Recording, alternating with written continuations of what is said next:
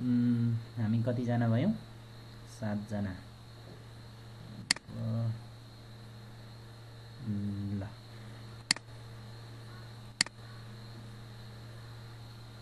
ल आजको क्लासमा चाहिँ विशेष गरेर हामीले यो बेसिक एकाउन्टिङ टर्म्स भनेर आज अलिकता हामी एकाउन्टको बेसिक कन्सेप्टका केही वर्डहरूको विषयमा चाहिँ आज हामी छलफल गर्छौँ। ठिक छ? ल सबभन्दा पहिला बेसिक एकाउन्टिङ टर्म्स, यसलाई बिस्तारै टिपोट गर्दै जाउँ है त, टिपोट गर्दै पनि जाउँ। बेसिक एकाउन्टिङ टर्म्सको फर्स्टमा हामीले एसेट्सको विषयमा कुरा गर्छौँ। एसेट्स के हो त्यो विषयमा कुरा गर्छौँ।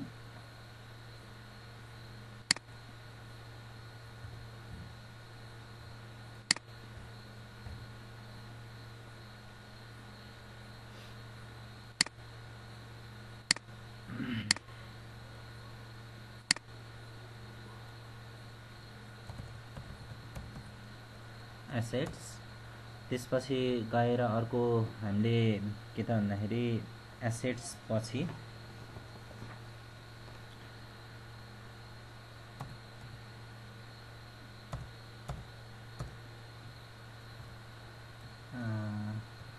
टुमा क्यापिटल, क्यापिटल, त्यसपछि थर्डमा लायबिलिटी,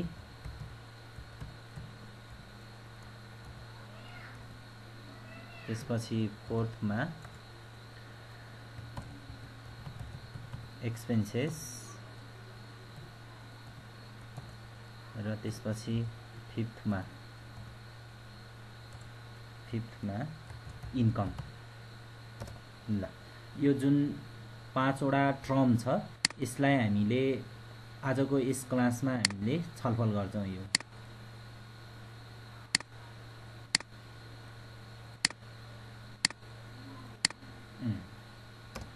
हामी एसेट्सको बारेमा कुरा गर्छौँ, क्यापिटलको बारेमा, लायबिलिटी, एक्सपेन्सेस र इन्कमको बारेमा हामी कुरा गर्छौँ है त।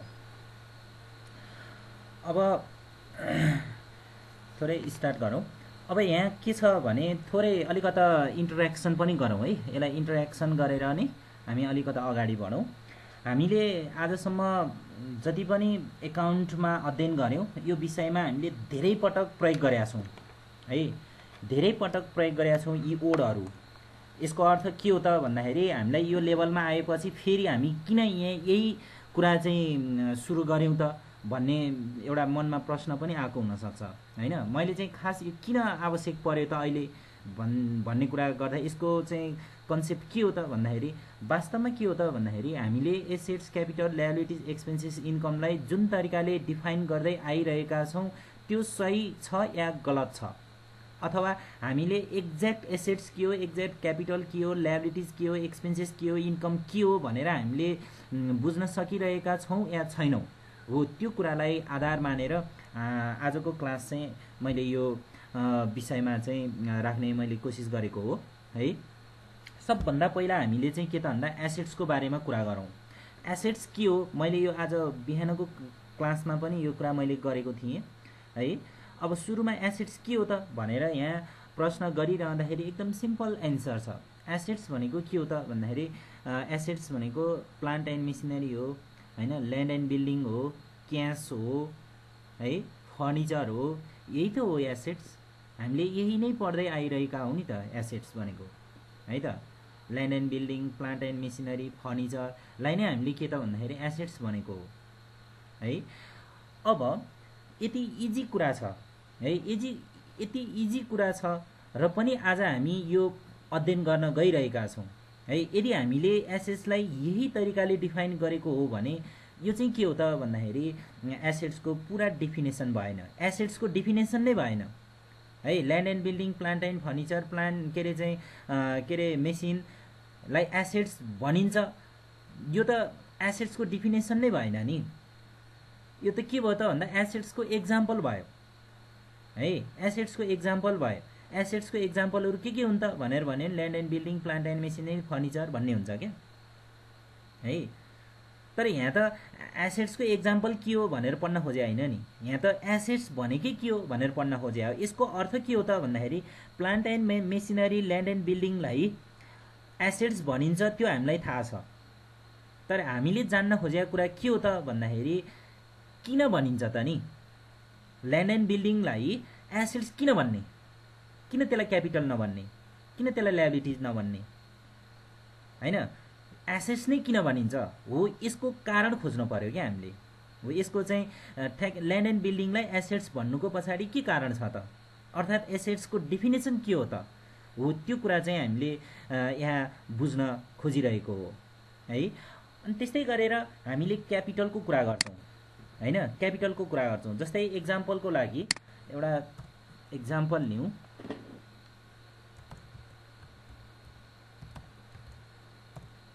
ल एउटा एक्जाम्पल लिउँ, एउटा ओनर छ है, एउटा ओनर छ अर्थात् यसलाई हामी इन्भेस्टर पनि भन्छौँ। एउटा बिजनेस छ।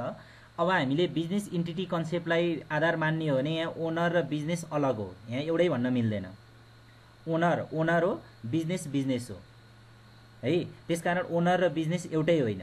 यो चाहिँ एकाउन्टको बिजनेस इन्टिटी कन्सेप्टले पनि यही नै भन्छ है। अब यहाँ हामीले के कुरा बुझौँ, मैले यहाँ के कुरा भन्न खोजेको हो भन्दा ओनर्सले बिजनेस स्टार्ट गर्दा क्यास इन्भेस्ट गर्छ है। एक्जाम्पलको लागि ल मानौँ 5 लाख क्यास इन्भेस्ट गरेको रहेछ, ल 5 लाख क्यास इन्भेस्ट गर्यो। कहाँ इन्भेस्ट गरे त, उसको आफ्नो ओन बिजनेसमा इन्भेस्ट गर्यो, उसको आफ्नो बिजनेसमा इन्भेस्ट गर्यो।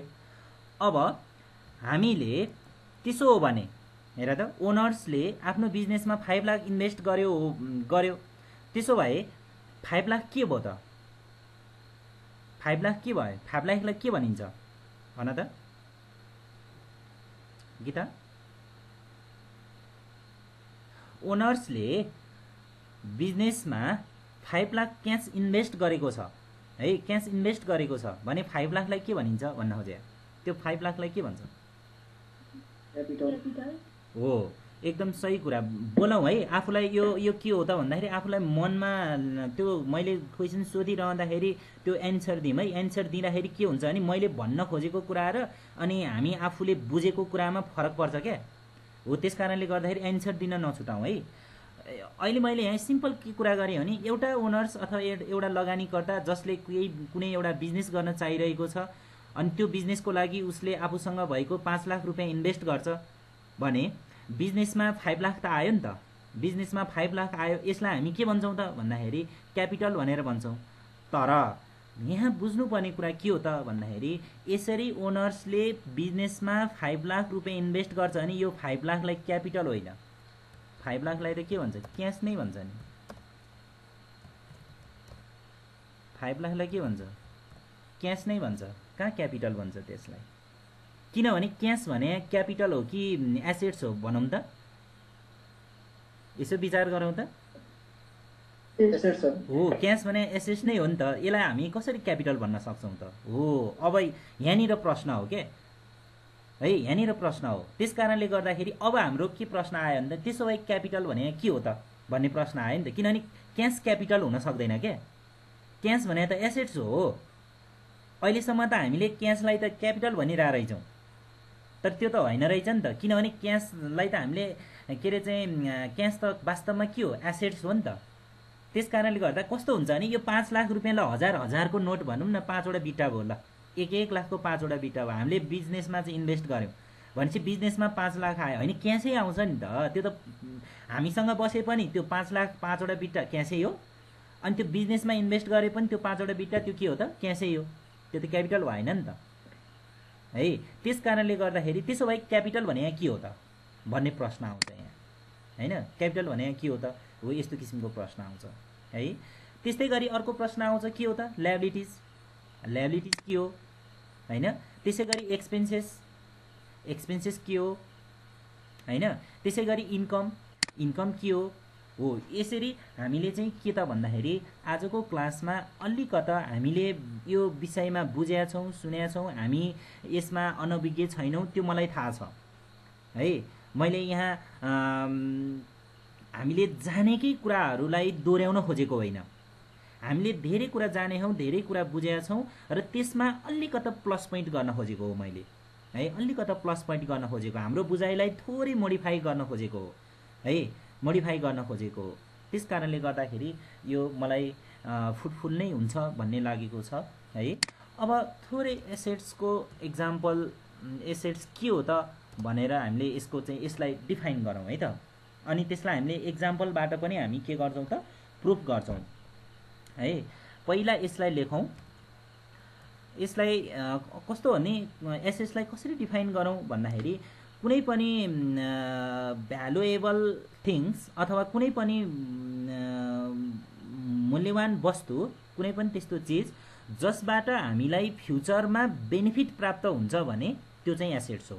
एसेट्सको डेफिनेसन है, हामीलाई कुनै पनि वस्तुको फाइदा है, बेनिफिट हामीलाई प्रेजेन्ट सिचुएसनमा होइन, प्रेजेन्टमा होइन, हामीलाई फ्युचरमा प्राप्त हुन्छ भने त्यसलाई चाहिँ हामी के भन्छौँ, एसेट्स भन्छौँ।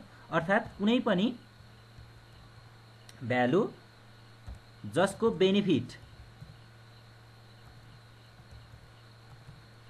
बेनिफिट कहिले त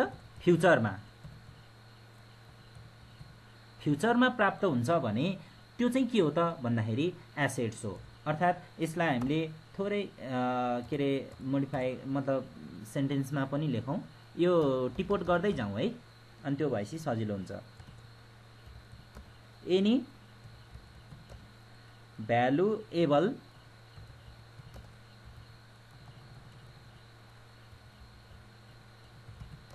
valuable commodity,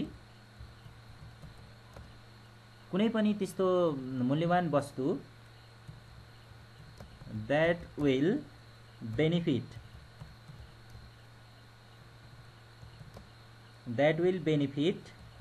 you in the future is called assets। हैन त, एसेट्सलाई हामीले यो तरिकाले डेफिनेसन गर्न सक्छौँ, यसरी डिफाइन गर्न सक्छौँ। कुनै पनि वस्तुको फाइदा चाहिँ हामीलाई फ्युचरमा प्राप्त हुन्छ भने है, फ्युचरमा प्राप्त भइरहन्छ भने त्यो चाहिँ के हो त भन्दाखेरि एसेट्स हो। जस्तै एक्जाम्पल लिउँ न, अघि हामीले प्लान्ट एन्ड मेसिनरीलाई हामीले के भनेको हो भन्दाखेरि एसेट्स भनेको हो है, फर्निचरलाई हामीले एसेट्स भनेको हो।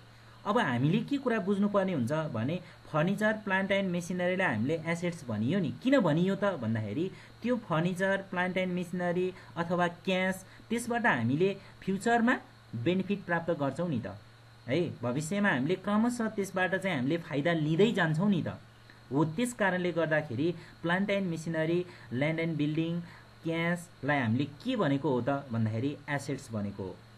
त्यो त्यस्तो चिज हो जसबाट हामीले भविष्यमा क्रमशः के गर्दै जान्छौँ त, फाइदा प्राप्त गर्दै जान्छौँ। त्यस कारणले गर्दाखेरि हामीले त्यसलाई चाहिँ हामीले के भनेको हो, एसेट्स भनेको हो। हामीले एसेट्सलाई यसरी डिफाइन गर्न सक्छौँ। त्यसो भए अर्को प्रश्न आउँछ, त्यसो भए एक्सपेन्सेस के हो त भन्ने प्रश्न आउँछ है।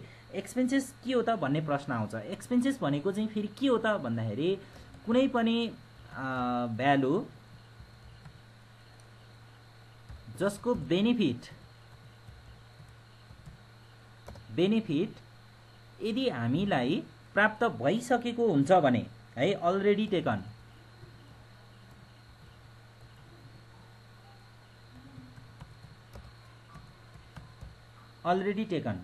है, भनेको कुनै पनि भ्यालुबाट हामीले है, कुनै पनि वस्तुबाट हामीले फाइदा प्राप्त गरिसकेका छौँ भने त्यसलाई चाहिँ हामीले के भन्छौँ, एक्सपेन्सेस भनेर भन्छौँ है त, एक्सपेन्सेस भनेर भन्छौँ। एक्सपेन्सेसमा चाहिँ के हुन्छ त भन्दाखेरि प्राप्त भइसकेको हुन्छ है, यदि बेनिफिट प्राप्त भइसकेको हुन्छ भने त्यसलाई हामी एक्सपेन्सेस भन्ने भयौँ।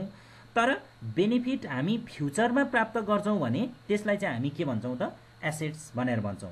त्यसकारण एसेस र एक्सपेन्सेसमा यो किसिमको के त भन्दाखेरि डिफरेन्स हामी पाउन सक्छौँ है त। त्यसो हो भने यसलाई एक्जाम्पलबाट हेरौँ है त। एक्जाम्पललाई नि नम्बर दिँदै जाउँ।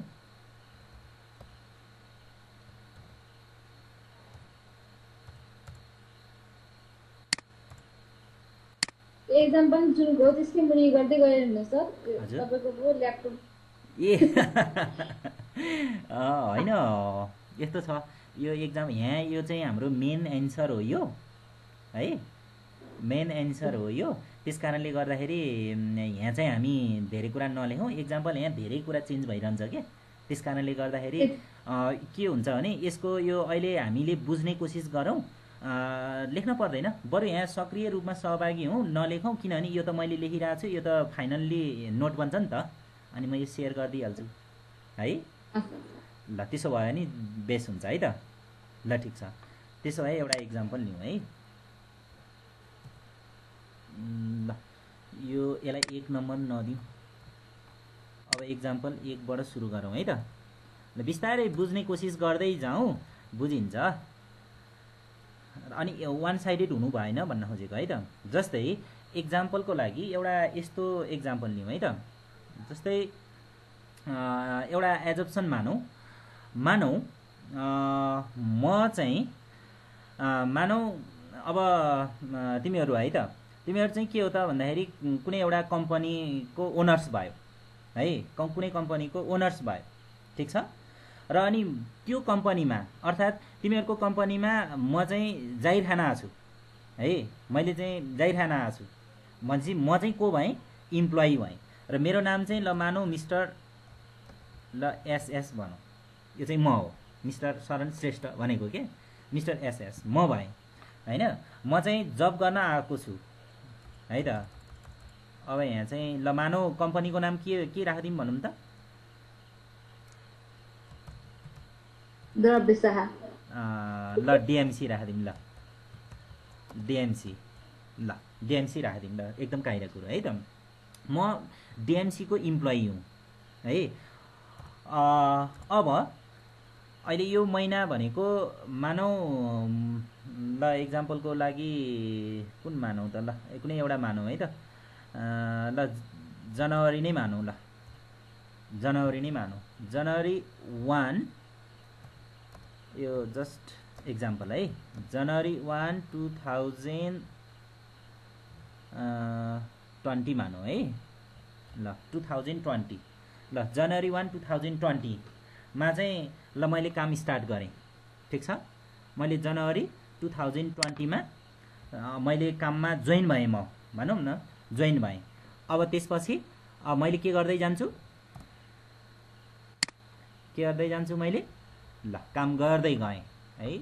1 गते 2 गते भन्दै यसरी काम गर्दै गएँ है त। काम गर्दै गएपछि कति भयो त, जनवरी 30, 2020, ल जनवरी 30, 2020 1 महिना बित्यो, 30 दिन मैले काम गरेँ, मतलब जनवरी महिना मैले काम गरेँ।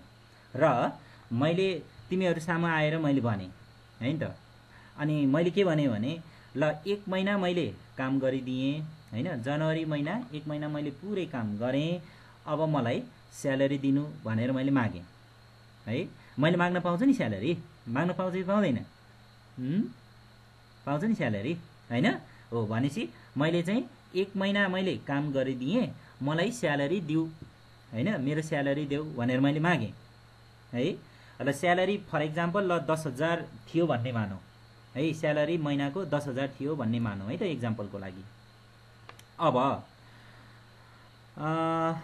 मैले के मागेँ रे, स्यालेरी मागेँ है त, स्यालेरी मागेँ।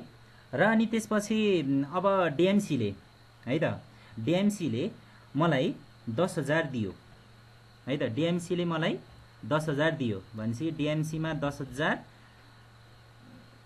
डिएमसीले मलाई 10,000 दियो, डिएमसी को 10,000 त घट्यो नि त है। मलाई एउटा जवाफ दिउँ त, डिएमसीले मलाई 10,000 मलाई स्यालेरी दिएको कि के दिएको हो, स्यालेरी। यो 10,000 डिएमसीले मलाई के दिएको हो, सबैजना एकदम सक्रिय हौ है।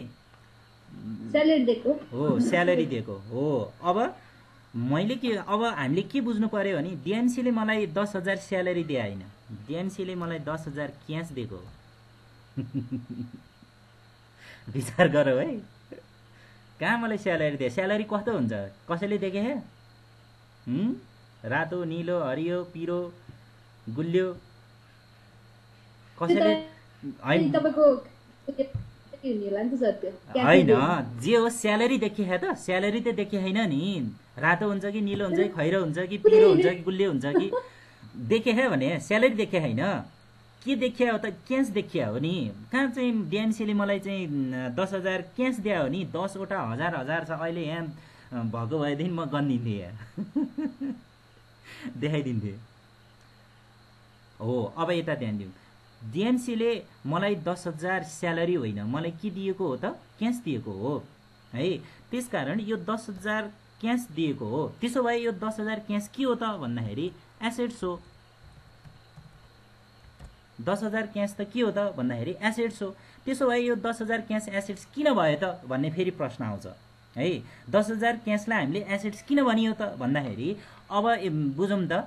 डिएनसीले मबाट 1 महिनाको फाइदा लिइसकेको छ कि छैन? लिइसकेको छ है। अथवा यसलाई यसरी बुझ्नु पर्यो त है। यसलाई पहौँ है त, यसलाई अलि फरक तरिकाले बुझौँ।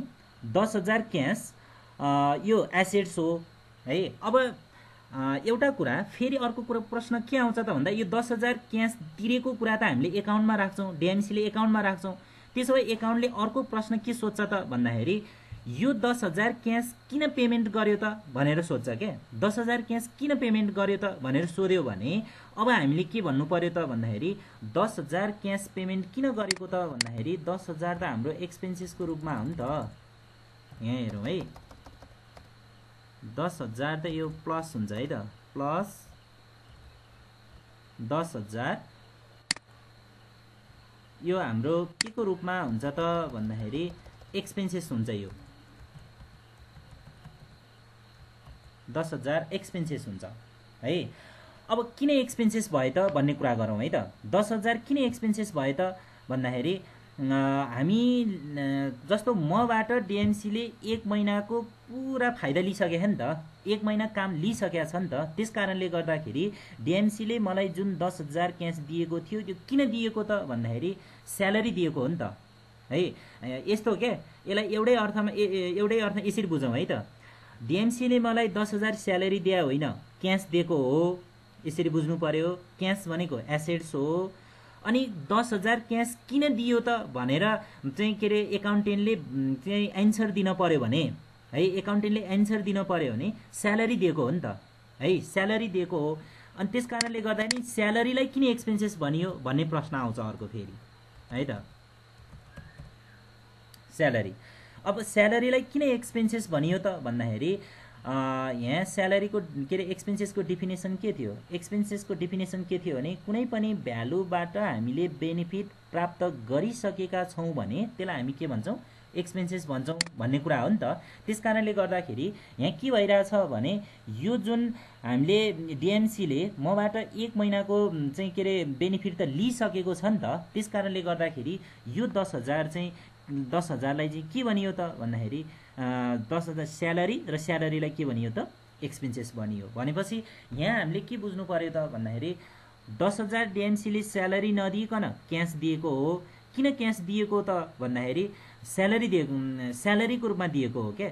र अनि स्यालेरीलाई एक्सपेन्सेस किन भनियो त भन्दाखेरि मबाट डिएनसीले 1 महिना बराबर पूर्ण रूपमा चाहिँ के त बेनिफिट लिइसकेको छ। भनेपछि कुनै पनि बेनिफिट प्राप्त भइसकेको छ भने त्यसलाई चाहिँ हामी के भन्छौँ? एक्सपेन्सेस भन्छौँ भनेर हामीले यहाँ एक्सपेन्सेसलाई डिफाइन गरेका छौँ। ठिक छ, एउटा इक्जाम्पल यो भयो है त। अब दोस्रो इक्जाम्पल यसैलाई लिउँ है त। दोस्रो इक्जाम्पल यसैलाई लिउँ।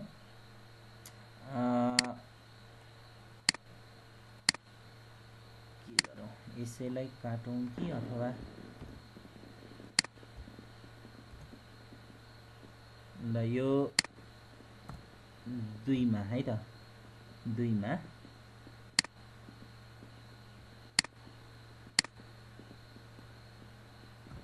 ल ठिक छ। ल अघिकैलाई फेरि दोहोऱ्यौँ है त। भनेपछि जनवरी 1 मा मानौँ र मिस्टर एसएस डिएमसीमा काम गरेको छ, ऊ जनवरी 1 बाट काम स्टार्ट गर्छ। जनवरी 1 बाट काम स्टार्ट गर्दै जाँदाखेरि ऊ जनवरी 30 मा पुगेपछि उसले 1 महिना पूर्ण रूपमा काम गरिसकेको हुन्छ र अनि उसले डिएमसीबाट तलब माग्छ है, डिएमसीबाट तलब उसले माग्छ। तर अब यहाँ हामीले के बुझ्नु पर्यो त भन्दाखेरि यसलाई यसरी बुझौँ, डिएमसीबाट तलब माग्छ, उसले तलब माग्दाखेरि के पनि गर्छ त भन्दाखेरि उसले त फेरि जनवरी 30 बाट गरेपछि उसले अर्को महिना पनि, जनवरी पछि के महिना आउँछ? फेब्रुअरी 30 अलि कम गरौँ है,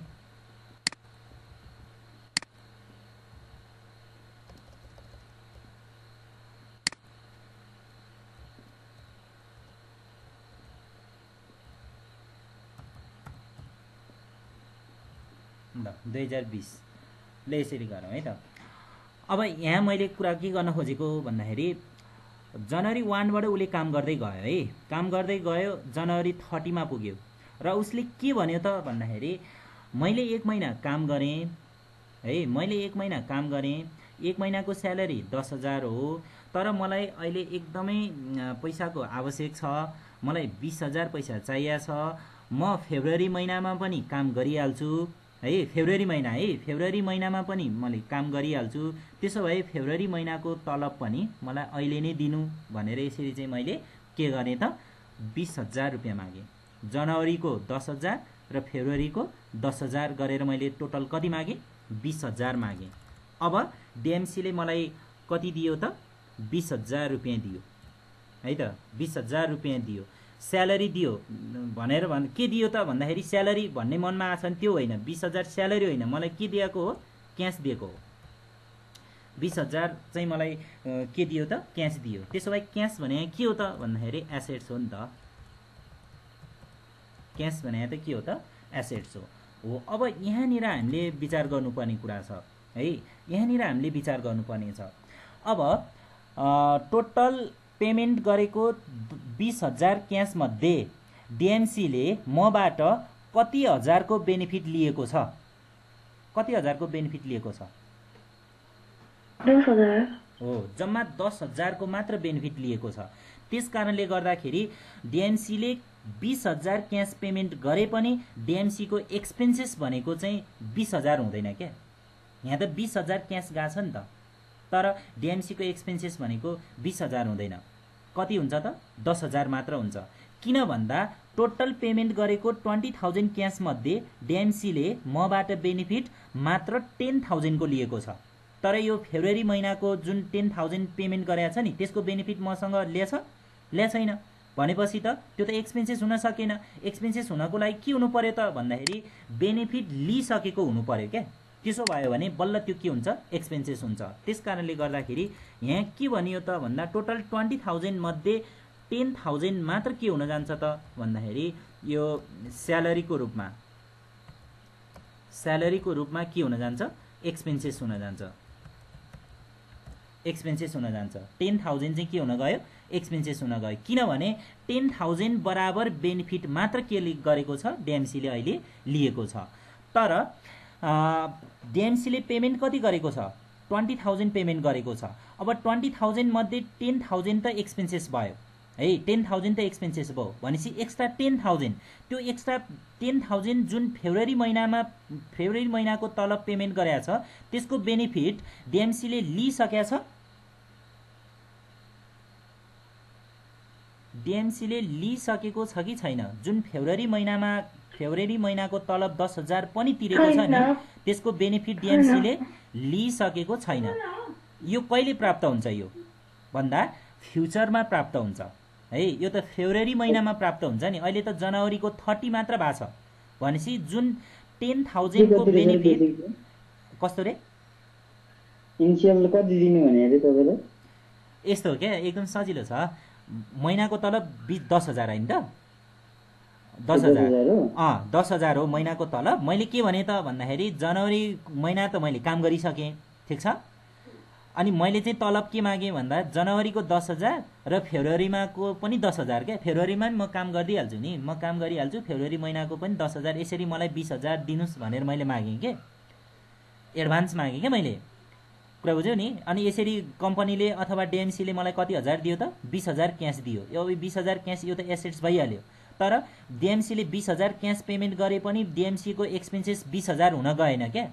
कति मात्र हुन गयो, 10,000 मात्र हुन गयो। किनभने टोटल पेमेन्ट गरेको 20,000 मध्ये डिएमसीले मबाट बेनिफिट कति मात्र ल्याछ, 10,000 को मात्र बेनिफिट ल्याछ। त्यस कारणले गर्दाखेरि 20,000 मध्ये 10,000 मात्र के हुन गयो, एक्सपेन्सेस हुन गयो। तर एक्स्ट्रा 10,000 जुन फेब्रुअरी महिनाको तलब पनि मलाई दिएछ नि त है, फेब्रुअरी महिनाको तलब पनि मलाई दिएछ नि त हो, त्यसको बेनिफिट त डिएमसीले कहिले प्राप्त गर्छ, फेब्रुअरी महिनामै प्राप्त गर्छ। तर अहिले कुन हो, जनवरी नै हो। भनेपछि फेब्रुअरी महिना भने त यो त फ्युचर टाइम भयो नि त, फेब्रुअरी महिनामा प्राप्त गर्ने भयो। त्यस कारणले गर्दाखेरि कुनै पनि बेनिफिट फ्युचरमा प्राप्त हुन्छ भने भनेको छ नि, यहाँ कुनै पनि बेनिफिट यदि फ्युचरमा प्राप्त हुन्छ भने त्यो चाहिँ के हो त, एसेट्स हो भनेर भने नि त। त्यस कारणले गर्दाखेरि यो जुन फेब्रुअरी महिनाको तलब जुन 10,000 छ नि, त्यो चाहिँ के हुन जान्छ त भन्दाखेरि एसेट्स हुन जान्छ क्या। त्यो 10,000 चाहिँ के हुन जान्छ त, एसेट्स हुन जान्छ। अब यो के को नाममा त भन्दा स्यालेरीको होइन, यसलाई चाहिँ हामी के भन्छौँ, प्रिपेड स्यालेरी, अथवा यसलाई के पनि भन्छ, पेड इन एडभान्स हो, पेड इन एडभान्स पनि भन्छ हो। यो चाहिँ के भयो त भन्दाखेरि यो माइनस माइनस भए चाहिँ यो चाहिँ प्लस है।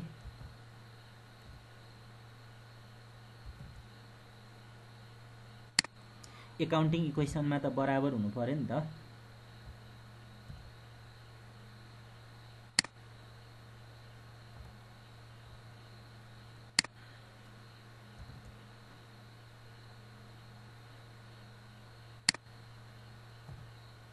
ल यो चाहिँ के हुन गयो त भन्दाखेरि एसेट्स हुन गयो।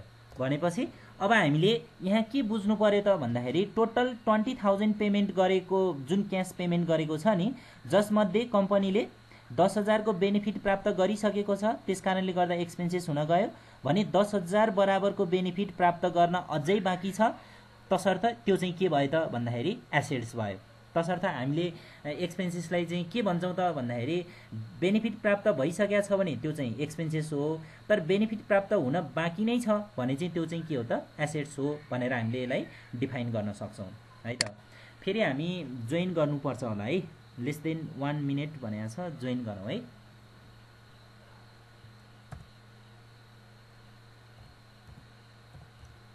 अर्को तेस्रो इक्जाम्पल, त्यही लिङ्कमा, पहिलेकै लिङ्कमा जोइन गरौँ है।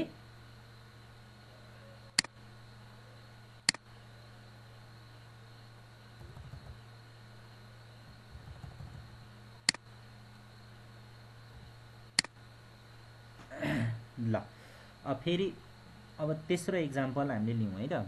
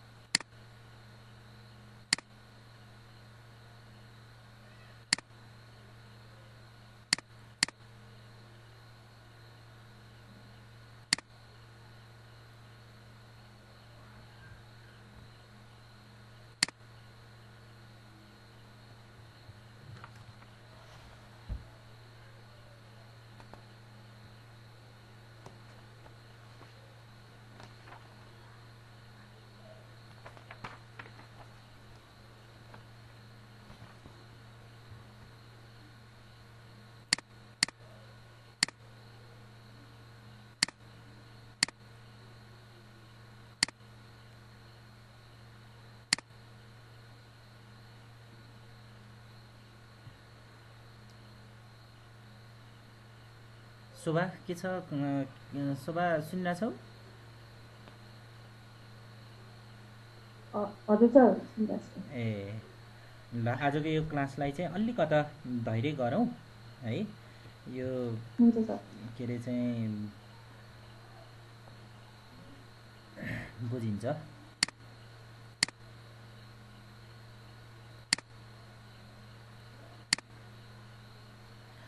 ल अब यो तेस्रो एक्जाम्पल हेरौँ है त।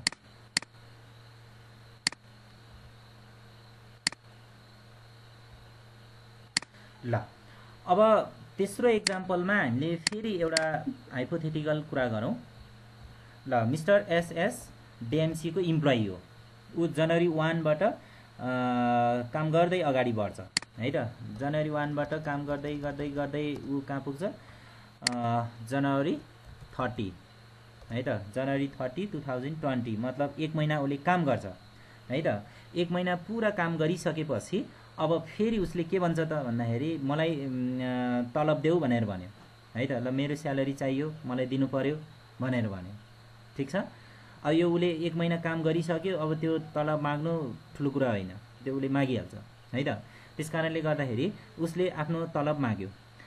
तर डिएमसीले के भन्यो त भन्दाखेरि ठिक छ तलब दिने नै हो, तर अहिले पैसा भएन, केही समयपछि म तिर्छु भनेर भन्यो है।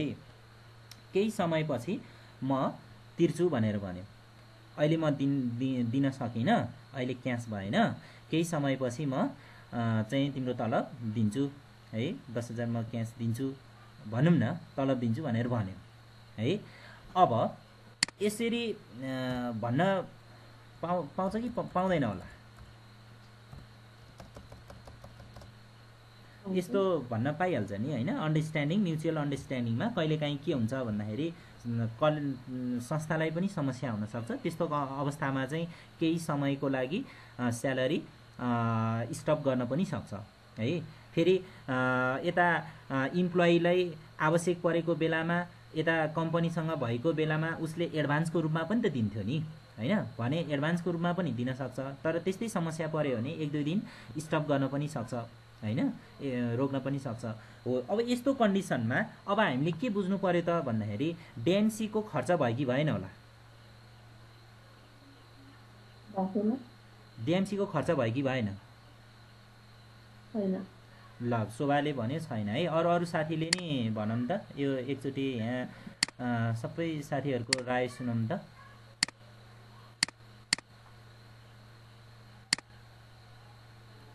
ल के अरे शोभाले भन्यो डिएमसीको खर्च भएन भनेर भन्यो। एलिसा अलिक छिटो भन्दा हुन्छ, सबैजनाले भन्दा हुन्छ। डिएमसीको ए अनुसार तिमी कस्तो क्वेसन, मैले क्वेसनै सोधिराखेन नि भने। मैले चाहिँ तलब मागेको पनि कस्तो क्वेसन नबुझे भने नि, मैले क्वेसन मागेकै होइन नि। सुन न ए ल ठिक छ। के भयो त भन्दा मैले 1 महिना काम गरिदिएँ के डिएमसीमा, मैले 1 महिना काम गरिदिएँ। तिमीहरू त त्यो डिएमसीको एकाउन्टेन्ट हो नि त, त्यस कारण मैले तलब मागेँ के, तलब मागेँ।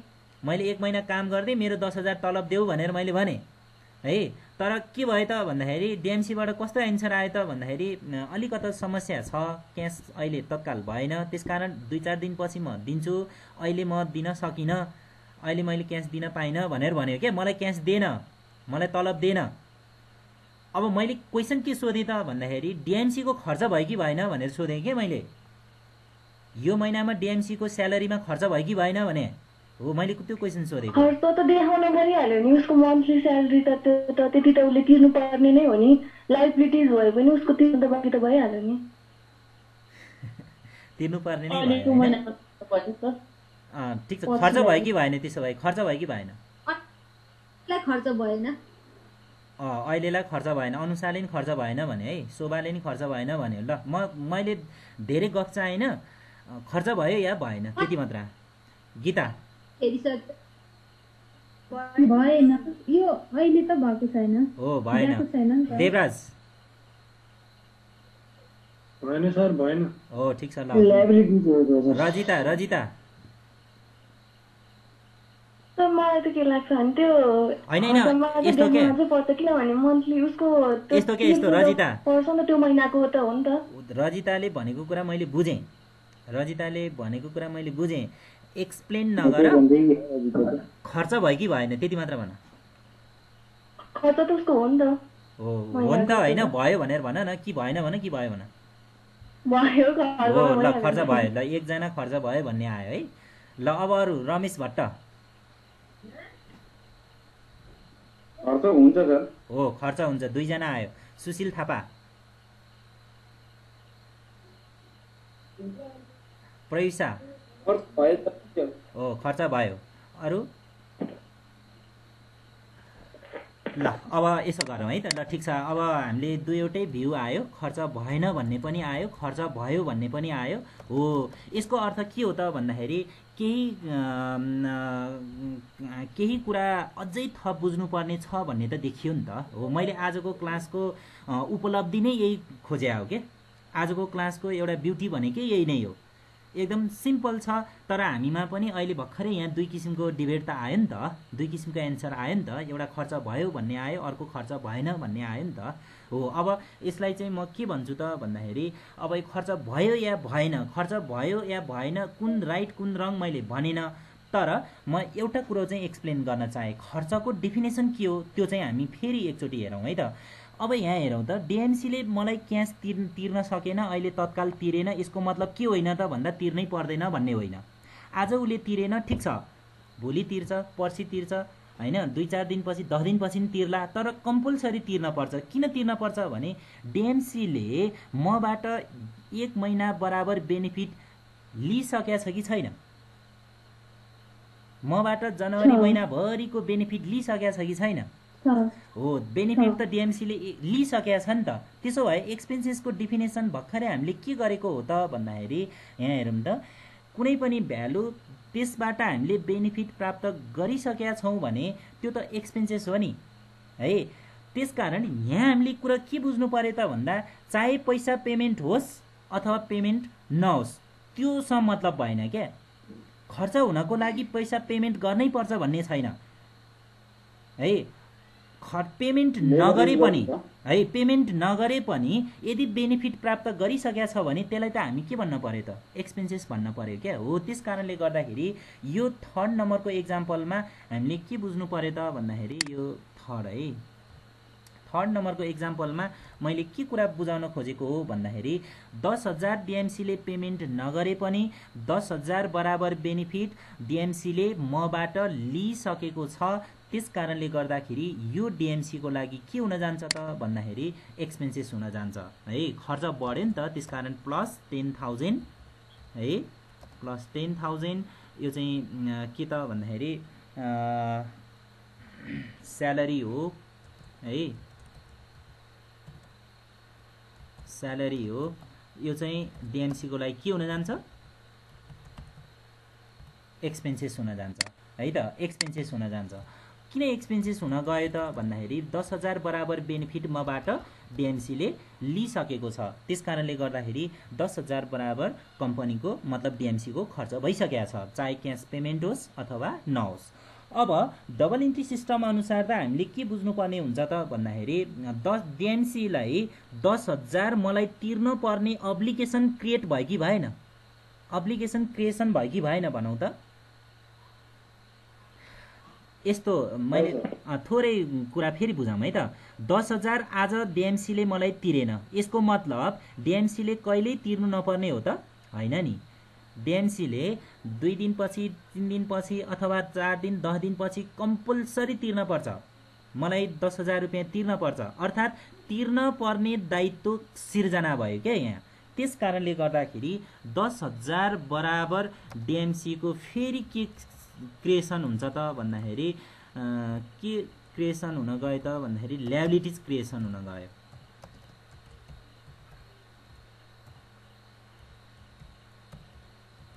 ल्याबिलिटिज क्रिएसन हुन गयो ल्याबिलिटिज क्रिएसन हुन गयो अब यसलाई हामीले के भन्नु पर्यो त भन्दाखेरि आउटस्ट्यान्डिङ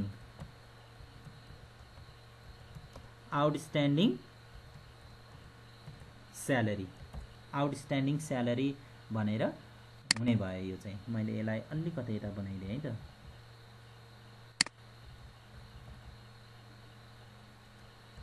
आउटस्ट्यान्डिङ स्यालेरी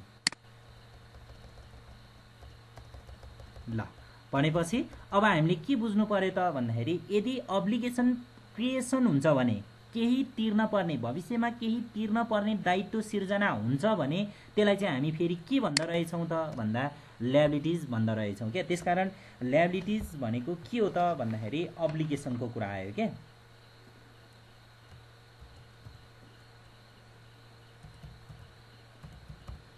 ल्याबिलिटिज भनेको के आयो त अब्लिगेसन आयो। कुनै कुरा तिर्न पर्ने दायित्व सिर्जना हुनु भनेको त्यो भने के हो त भन्दाखेरि दायित्व हो त्यो है। अब्लिगेसन भनेको ल्याबिलिटिज भयो। यहाँ अब्लिगेसन क्रिएट भयो, मलाई 10,000 पेमेन्ट गर्नुपर्ने अब्लिगेसन क्रिएट भयो। त्यस कारणले गर्दाखेरि त्यसलाई चाहिँ हामीले के भन्नु पर्यो त भन्दाखेरि ल्याबिलिटिज भन्नु पर्यो। यसलाई हामीले अब ल्याबिलिटिज भने के हो त भन्दाखेरि अब्लिगेसन हो भनेर हामीले यसलाई डिफाइन गर्न सक्छौँ है। अब हामीले यहाँ थप के कुरा लेख्न सक्छौँ त भन्दाखेरि एक्सपेन्सेस के रहेछ त भनेर हामीले यहाँ थप यसलाई लेख्न पनि सक्छौँ है त। If you have already taken advantage of something, it is called expenses. It is called expenses. It does not matter payment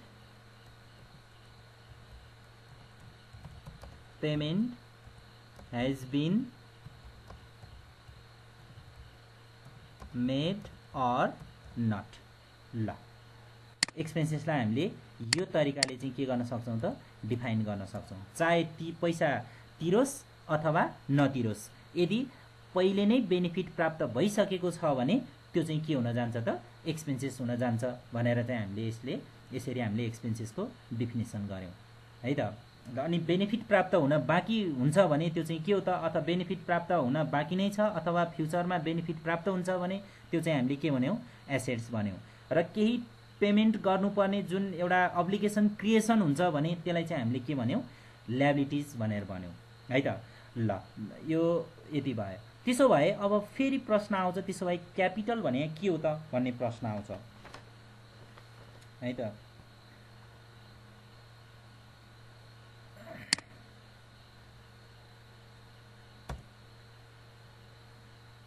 त्यसो हो भने चौथो नम्बरमा क्यापिटलको कुरा गरौँ है त। क्यापिटल भने के हो त त्यसको कुरा गरौँ है।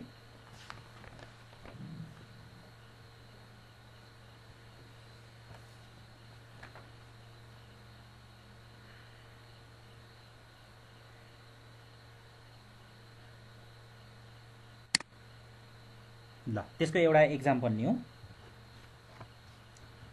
ल मानौ कुनै एउटा बिजनेस जस्तो डिएमसी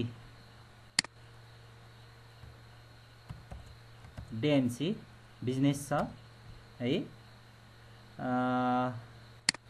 डिएमसी बिजनेस छ, यसमा ओनर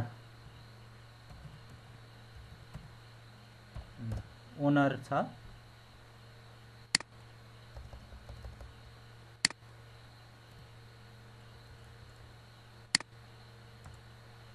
ओनर छ र डिएमसी बिजनेस छ। त्यसो भए डिएमसी बिजनेसको एउटा ब्यालेन्स सिट तयार गरौँ है त।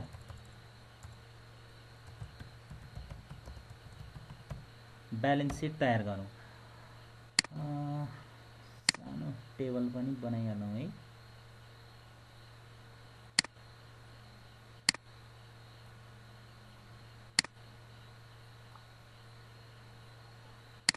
ल यसमा C plus L capital plus liabilities भनेको रुपिज, अनि त्यसपछि एसेट्स हैन, त्यसपछि रुपिज।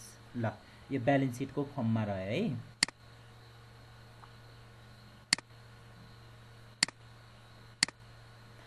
ल अब यहाँ एउटा एक्जाम्पल लिउँ। अब ओनर्सले डिएमसी कम्पनी के अरे इस्टाब्लिस गर्यो है त, चलायो। अब ओनर्सले डिएमसी सञ्चालन गर्नको लागि 5 लाख रुपिस क्यास इन्भेस्ट गर्यो है त 5 लाख रुपिस क्यास इन्भेस्ट गर्यो भने यो डिएमसी त यो ब्यालेन्स सिट त कसको हो डिएमसी को हो नि फेरि यो ओनरको होइन है ओनरको ब्यालेन्स सिट होइन यो ब्यालेन्स सिट कसको हो डिएमसी को हो त्यसकारण डिएमसी को ब्यालेन्स सिट हो अनि डिएमसी को ओनर्स को हो ओनर्स को हामी हौ भनौँ न हामी हौ भन्दा भयो नि है अथवा ओनर्स र डिएमसी को एक्जिस्टेन्स नै फरक हुन्छ है त त्यसकारणले गर्दाखेरि अब हामीले यहाँ बुझ्नुपर्ने कुरा के भयो त भन्दा ओनर्सले डिएमसीमा 5 लाख क्यास इन्भेस्ट गर्यो भने अब डिएमसीमा 5 लाख क्यापिटल आउँछ कि क्यास आउँछ क्यास आउँछ हो क्यास आउँछ हामीले क्यास भन्न पर्यो के है 5 लाख रुपिस त क्यास आउँछ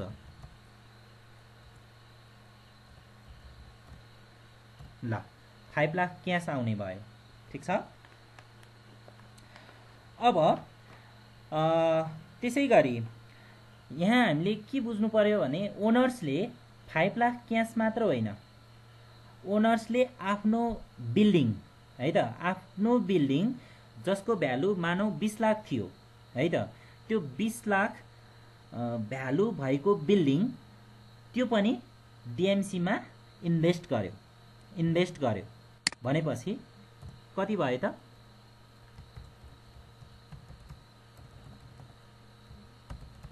बिल्डिङ पनि कति आयो त बिल्डिङको कति आयो त 20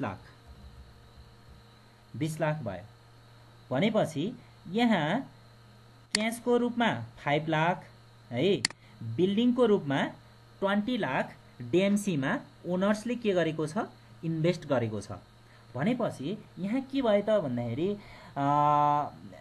यो जुन डिएमसीले ओनर्सबाट क्यासको रूपमा 5 लाख प्राप्त गर्यो भनेपछि बिल्डिङको रूपमा कति त 20 लाख प्राप्त गर्यो यसरी टोटल ओनर्सको कन्ट्रिब्युसन कति भयो त भन्दाखेरि 25 लाख हुन गयो क्या 25 लाख हुन गयो र अनि त्यसको रेकर्ड यसरी राखियो अब यहाँ प्रश्न के आउँछ त भन्दाखेरि मानौ अरूले कोही थर्ड पर्सनले के क्वेसन सोध्न सक्छ त भन्दाखेरि तपाईको यो क्यास 5 लाख र बिल्डिङ 20 लाख कसले कन्ट्रिब्युसन गरेको भनेर भन्दा कसले कन्ट्रिब्युसन गरेको भन्नु पर्यो ओनर्सले कन्ट्रिब्युसन गर्यो भनेर भन्नु पर्यो है त ओनर्सले कन्ट्रिब्युसन गरेको भनेर भन्नु पर्यो ठीक छ अब त्यसो भए ओनर्सले कन्ट्रिब्युसन गरेको कुरा कहाँ देखियो त यहाँ देखियो त देखिएन नि त हो त्यस कारणले गर्दाखेरि अब ओनर्सले कन्ट्रिब्युसन गरेको कुरालाई पनि त ब्यालेन्स सिटमा त देखाउनु पर्यो नि त ब्यालेन्स सिटमा देखाउनु पर्यो त्यसो हो भने त्यसलाई के भनेर देखाउने त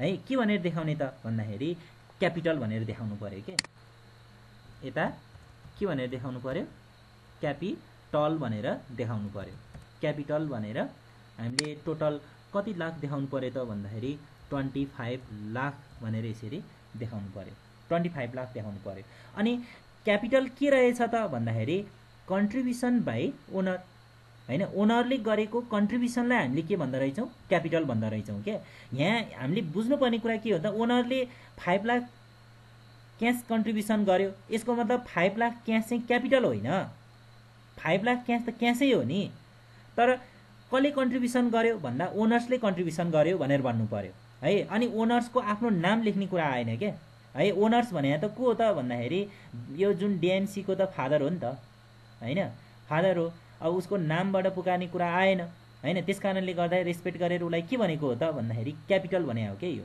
है क्यापिटल भनेको कन्ट्रिब्युसन एमाउन्ट बाइ ओनर हामीले यसलाई यसरी बुझ्नुपर्ने हुन्छ है त ओनर्सले कन्ट्रिब्युसन गर्यो टोटल कति त 25 लाख कन्ट्रिब्युसन गर्यो भनेर हामीले बुझ्नुपर्ने हुन्छ है अब फेरि अर्को कुरा गरौँ होइन यो डिएमसीमा 25 लाखले मात्र त यो कम्पनी चल्दैन हैन यसलाई अन्य थप 10 लाख पनि चाहियो तर ओनर्सले कन्ट्रिब्युट गर्न सकेन तसर्थ डिएमसीले बैंकबाट लोन लियो है त बैंकबाट लोन लियो फर एक्जाम्पलको लागि मानौ 10 लाख लोन लियो त्यसो हो भने मलाई एन्सर दिम त डिएमसी को ब्यालेन्स सिटमा क्यापिटल बढ्यो कि क्यास बढ्यो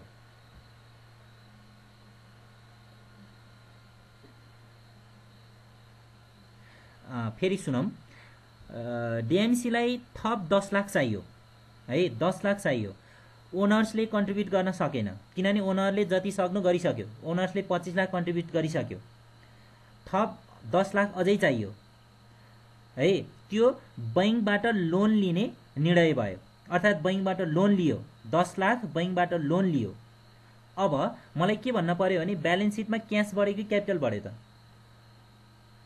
क्यास बढ्यो सर। हो, क्यास बढ्यो भन्न पर्यो क्या। यहाँ क्यापिटल 10 लाखले बढ्यो भन्न पाइएन, क्यास बढ्यो। किनभने बैङ्कले 10 लाख त क्यासै दिने हो नि त, क्यापिटल भनेर दिने होइन नि त है, क्यास नै गनेर दिने हो नि। त्यस कारणले गर्दाखेरि अब क्यास 10 के अरे चाहिँ 5 लाख होइन 15 लाख हुन जान्छ। यहाँ 15 लाख हुन जान्छ। 5 लाख ओनरले गरेको कन्ट्रिब्युसन है, अनि 10 लाख बैङ्कबाट प्राप्त भएको लोन, यसरी टोटल कति लाख हुन गयो? 15 लाख हुन गयो। भनेपछि अब थप 10 लाख जुन क्यास बैङ्कबाट प्राप्त भएको कुरा त यहाँ देखाउनु पर्यो नि त। अर्थात् जुन 10 लाख क्यास प्राप्त भयो नि, त्यो कोबाट प्राप्त भयो त? बैङ्कबाट प्राप्त भयो। भनेपछि बैङ्कलाई त तिर्न पर्यो नि त, त्यो त फिर्ता गर्न पर्यो नि त। अर्थात् कोबाट प्राप्त भयो भन्दा बैङ्कबाट प्राप्त भयो भने बैङ्क लोन प्राप्त भयो भनेर भन्न पर्यो। बैङ्क लोनलाई त्यो देखाउनु पर्यो नि त। हो, त्यस कारणले गर्दाखेरि अब त्यसलाई हामी क्यापिटलमा देखाउँदैनौँ, त्यसलाई हामी कहाँ देखाउँछौँ त भन्दाखेरि अर्कै शीर्षकमा बैङ्क लोन भनेर देखाउँछौँ। बैङ्क लोन भनेर हामी कति देखाउँछौँ त भन्दाखेरि 10 लाख रुपियाँ हामीले देखाउँछौँ है त, 10 लाख रुपियाँ देखाउँछौँ।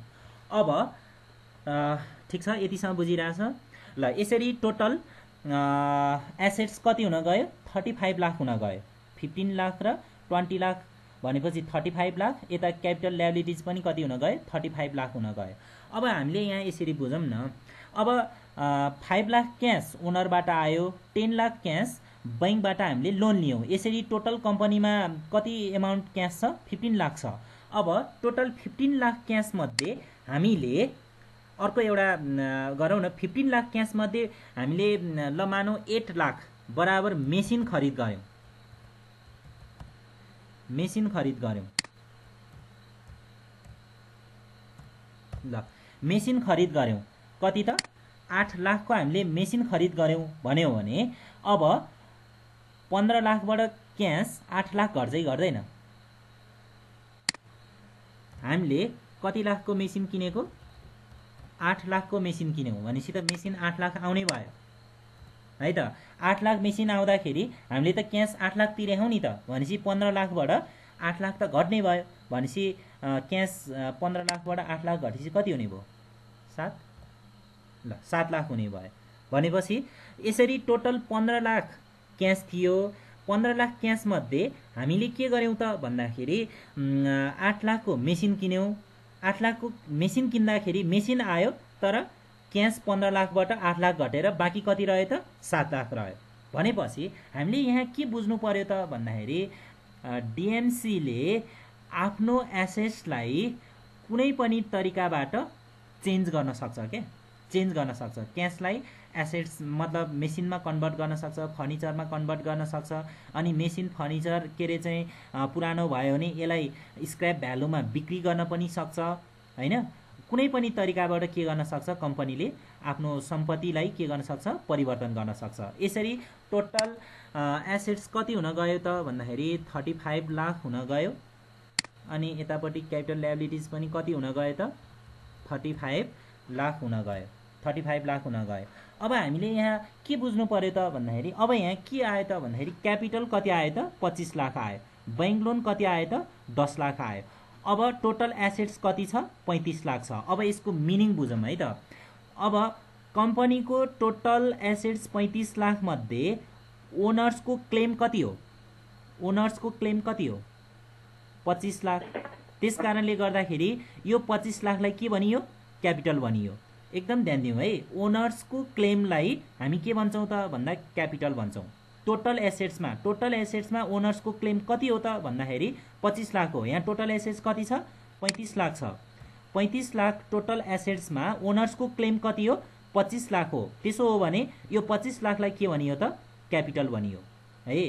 तर टोटल एसेट्स 35 लाख मध्ये 10 लाख यो क्लेम कसको हो? आउटसाइडर, अर्थात् बैङ्कको हो नि त यो क्लेम, ओनर्सको त होइन नि त।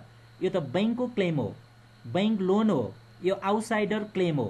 त्यसकारण यदि आउटसाइडर क्लेम छ भने त्यो चाहिँ के हो त भन्दाखेरि ल्याबिलिटिज हो क्या, त्यो चाहिँ के हो त ल्याबिलिटिज हो। त्यस कारणले गर्दाखेरि अब हामीले यहाँ के बुझ्नु पर्यो त भन्दाखेरि क्यापिटलको मिनिङ, क्यापिटलको मिनिङ के हो त भन्दाखेरि claim of owner, claim of owner in total assets of business, हेर्दा claim of owner in total assets of business. अनि अर्को ल्याबिलिटिज भने के रहेछ त भन्दा ल्याबिलिटिज भने एउटा अब्लिगेसन है, एउटा अब्लिगेसन पनि ल्याबिलिटिज हो। अर्को के रहेछ त भन्दाखेरि claim of outsider in total assets of business. ल टोटल एसेट्स मध्ये टोटल एसेट्स जति छ कुनै पनि बिजनेसको टोटल एसेट्स जति छ त्यसमध्ये आउटसाइडरको क्लेमलाई चाहिँ हामी ल्याबिलिटिज भनियो है। अनि ओनर्सको क्लेमलाई चाहिँ हामीले के भनियो त भन्दाखेरि क्यापिटल भनियो। हामीले यसलाई क्यापिटल के हो र ल्याबिलिटिज के हो भनेर हामीले यसलाई यो तरिकाबाट चाहिँ हामीले डिफाइन गर्न सक्छौँ। क्लियर छ? बुझिया छ? अब यहाँ के भन्न पाएन नि ओनर्सको क्लेम, जस्तो ओनर्सले यसरी क्लेम गर्न पाएन है। ओनर्सले यहाँ कति क्यास कन्ट्रिब्युट गरे 5 लाख अनि बिल्डिङ कति त 20 लाख, 20 लाख भनेपछि यो क्यास 5 लाख र बिल्डिङ 20 लाख चाहिँ मैले इन्भेस्ट गरे कन्ट्रिब्युट गरे हो, यो मेरो हो भन्न पाएन है। यो क्यास र बिल्डिङ ओनरको हो कि डिएमसीको हो भनौँ त? यो क्यास जुन 7 लाख मध्ये 5 लाख र बिल्डिङ 20 लाख ओनर्सको होइन, यो कसको हो त डिएमसीको हो। किनभने ओनरले कन्ट्रिब्युट गरिसकेपछि त्यो ओनर्सको हुँदैन, त्यो डिएमसीको हुन्छ। त्यस कारणले गर्दाखेरि ओनर्सले जहिले पनि यहाँ 5 लाख क्यास चाहिँ मेरो अनि त्यसपछि बिल्डिङ 20 लाख यो यसरी 25 लाख चाहिँ मेरो कन्ट्रिब्युसन हो भनेर भन्न पाउँदैन है। त्यही भएर यो यहाँ यो टोटल एसेट्स भने है नि, यहाँ के अरे चाहिँ claim of owner in total assets भने है नि हो, यसको मिनिङ छ। टोटल एसेट्स भनेको ओनर्सको क्लेम भनेको यो यहाँ क्यास 5 लाख र बिल्डिङ 20 लाख भनेर माग्ने होइन, क्लेम गर्ने होइन। ओनर्सले क्लेम कसरी गर्ने हो त भन्दा टोटल भ्यालु अफ एसेट्स अर्थात् 35 लाख, 35 लाख मध्ये मेरो कन्ट्रिब्युसन 25 लाखको हो भनेर चाहिँ के गर्ने हो क्लेम गर्ने हो। मेरो 5 लाख क्यास र अनि बिल्डिङ 20 लाख यसरी टोटल 25 लाख चाहिँ मेरो कन्ट्रिब्युसन हो भनेर भन्न पाइएन है। यहाँ के हो त भन्दा टोटल भ्यालु अफ एसेट्समा ओनर्सको क्लेम कति हो त्यसलाई मात्र हामीले के त भन्दाखेरि क्यापिटल मान्ने हो। हामीले यो कुरा पनि यहाँ बुझ्नुपर्ने हुन्छ। ठिक छ? ल यो चाहिँ के त भन्दाखेरि क्यापिटल र ल्याबिलिटिजको एउटा डेफिनेसनको कुरा आयो है त। अब थोरै मलाई लगभग 10 मिनट एक्स्ट्रा चाहिन्छ, त्यो भएपछि हामी सक्छौँ। अब हाम्रो क्वेसन के आयो त भन्दाखेरि इन्कम मात्र बाँकी रह्यो नि त। इन्कम के हो भन्ने कुरा बाँकी रह्यो नि त यहाँ है, इन्कम के हो भन्ने कुरा बाँकी रह्यो है त। अब हामीले यसलाई फेरि रिभ्यू गरौँ। कुनै पनि बेनिफिट है, कुनै पनि वस्तुको फाइदा भविष्यमा प्राप्त हुन्छ भने त्यो एसेट्स है, अनि फाइदा प्राप्त भइसकेको छ भने त्यो चाहिँ एक्सपेन्सेस। ओनर्सको कन्ट्रिब्युसनलाई क्यापिटल है, ओनर्सको कन्ट्रिब्युसन अथवा ओनरको क्लेमलाई क्यापिटल, आउटसाइडरको क्लेम अथवा अब्लिगेसनलाई ल्याबिलिटिज भनिन्छ भन्ने कुरा हामीले गऱ्यौँ है त। एक्जाम्पलबाट नै हामीले लगभग बुझ्ने कोसिस गऱ्यौँ। त्यसो भए अब के हो त इन्कम भन्ने कुरा हुन्छ क्या, इन्कम के हो त भन्ने प्रश्न आउँछ है। अब एकदम सिम्पल छ है। बेनिफिट हामीले बेनिफिट लिन्छौँ भने है त्यो चाहिँ एक्सपेन्सेस भयो है। बेनिफिट लिन्छौँ भने त्यो चाहिँ एक्सपेन्सेस भयो। तर हामीले बेनिफिट दिन्छौँ, काम गरिदिन्छौँ है, काम गरिदिन्छौँ भने त्यो चाहिँ के भयो त भन्दाखेरि इन्कम भयो क्या। हामीले कुनै पनि सर्भिस दिन्छौँ है, हामीले सर्भिस पनि दिइसकेका छौँ, काम गरिदिइसकेका छौँ है, बेनिफिट हामीले उपलब्ध गराइसकेका छौँ भने त्यो चाहिँ हाम्रो के हुन जान्छ त भन्दाखेरि इन्कम हुन जान्छ। त्यस कारणले गर्दाखेरि यसलाई हामीले थोरै डेफिनेसन गरौँ। If service have been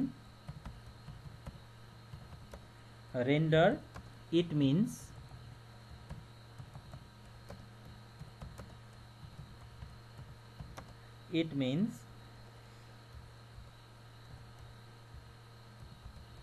income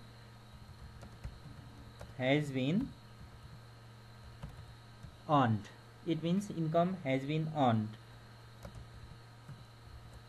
It does not matter payment has been received or not. ल इन्कमलाई हामीले यो तरिकाबाट डिफाइन गर्न सक्छौँ है त। हामीले काम गरिदिइसकेका छौँ हैन, हामीले चाहिँ फाइदा उपलब्ध गराइसकेका छौँ, हामीले सर्भिस दिइसकेका छौँ भने त्यो चाहिँ के हुन जान्छ त भन्दाखेरि इन्कम हुन जान्छ। चाहे क्यास प्राप्त होस् अथवा नहोस्, क्यास प्राप्त हुनैपर्छ भन्ने छैन क्या, पेमेन्ट प्राप्त हुनैपर्छ भन्ने छैन। पेमेन्ट प्राप्त भए पनि पेमेन्ट प्राप्त नभए पनि हामीले कसैको काम गरिदिइसकेका छौँ भने त्यो चाहिँ हाम्रो लागि के हुन जान्छ त भन्दाखेरि इन्कम हुन जान्छ है त। अब यसलाई हामीले के गरौँ भन्दा एउटा इक्जाम्पलबाट बुझ्ने कोसिस गरौँ। यो 5 नम्बरको इक्जाम्पल हुन्छ है त।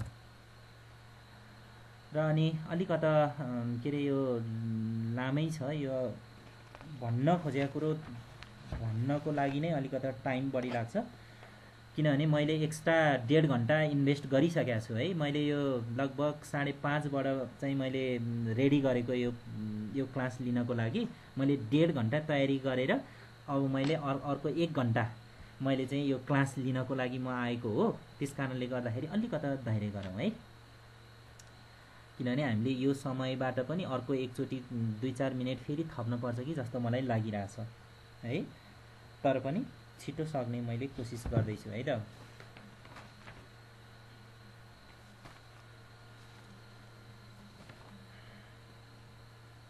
ल 5 नम्बरमा एउटा गरौँ है त। ल जस्तै ल म मिस्टर ल एसएस म भएँ है त। ल यो चाहिँ के हो त भन्दाखेरि ल डिएमसी भयो, डिएमसी ल यो डिएमसी पनि नभनौँ, गोर्खा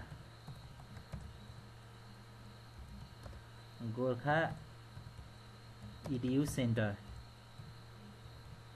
ल गोर्खा इडियु सेन्टर यो ट्युसन पढाउने ठाउँ भनेर मैले भने है। गोर्खा इडियु सेन्टर भन्ने एउटा छ एजुकेसनल इन्स्टिट्युट छ, त्यसले चाहिँ के गर्छ ट्युसन पढाउने काम गर्छ। त्यसमा चाहिँ अब यहाँ मैले काम गरेको छु है त, त्यहाँ मैले काम गरेको छु एज अ फ्यासिलिटरको रूपमा, सब्जेक्ट टिचरको रूपमा मैले त्यहाँ पढाउने काम गरेको छु। ठिक छ।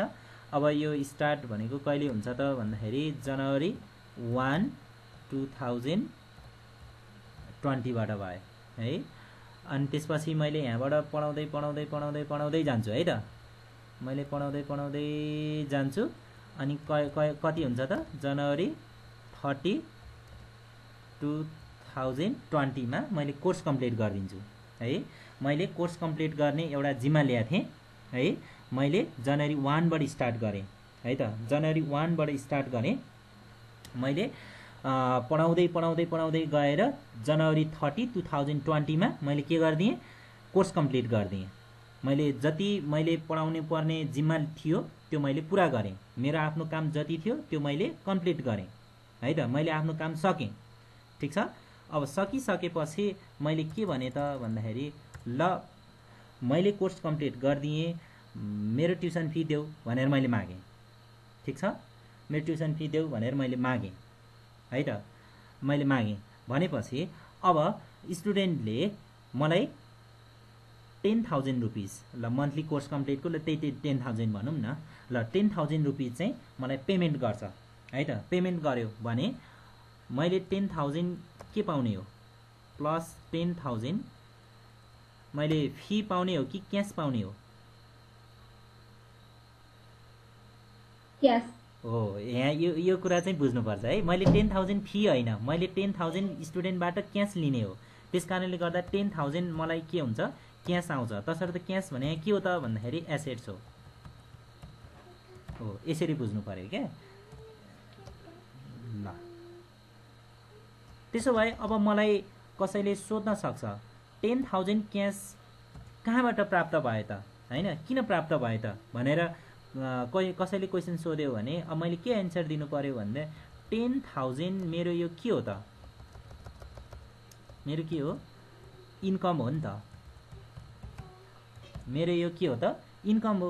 10,000 मैले कमाएँ नि त, मेरो यो इन्कम हो भनेर भने।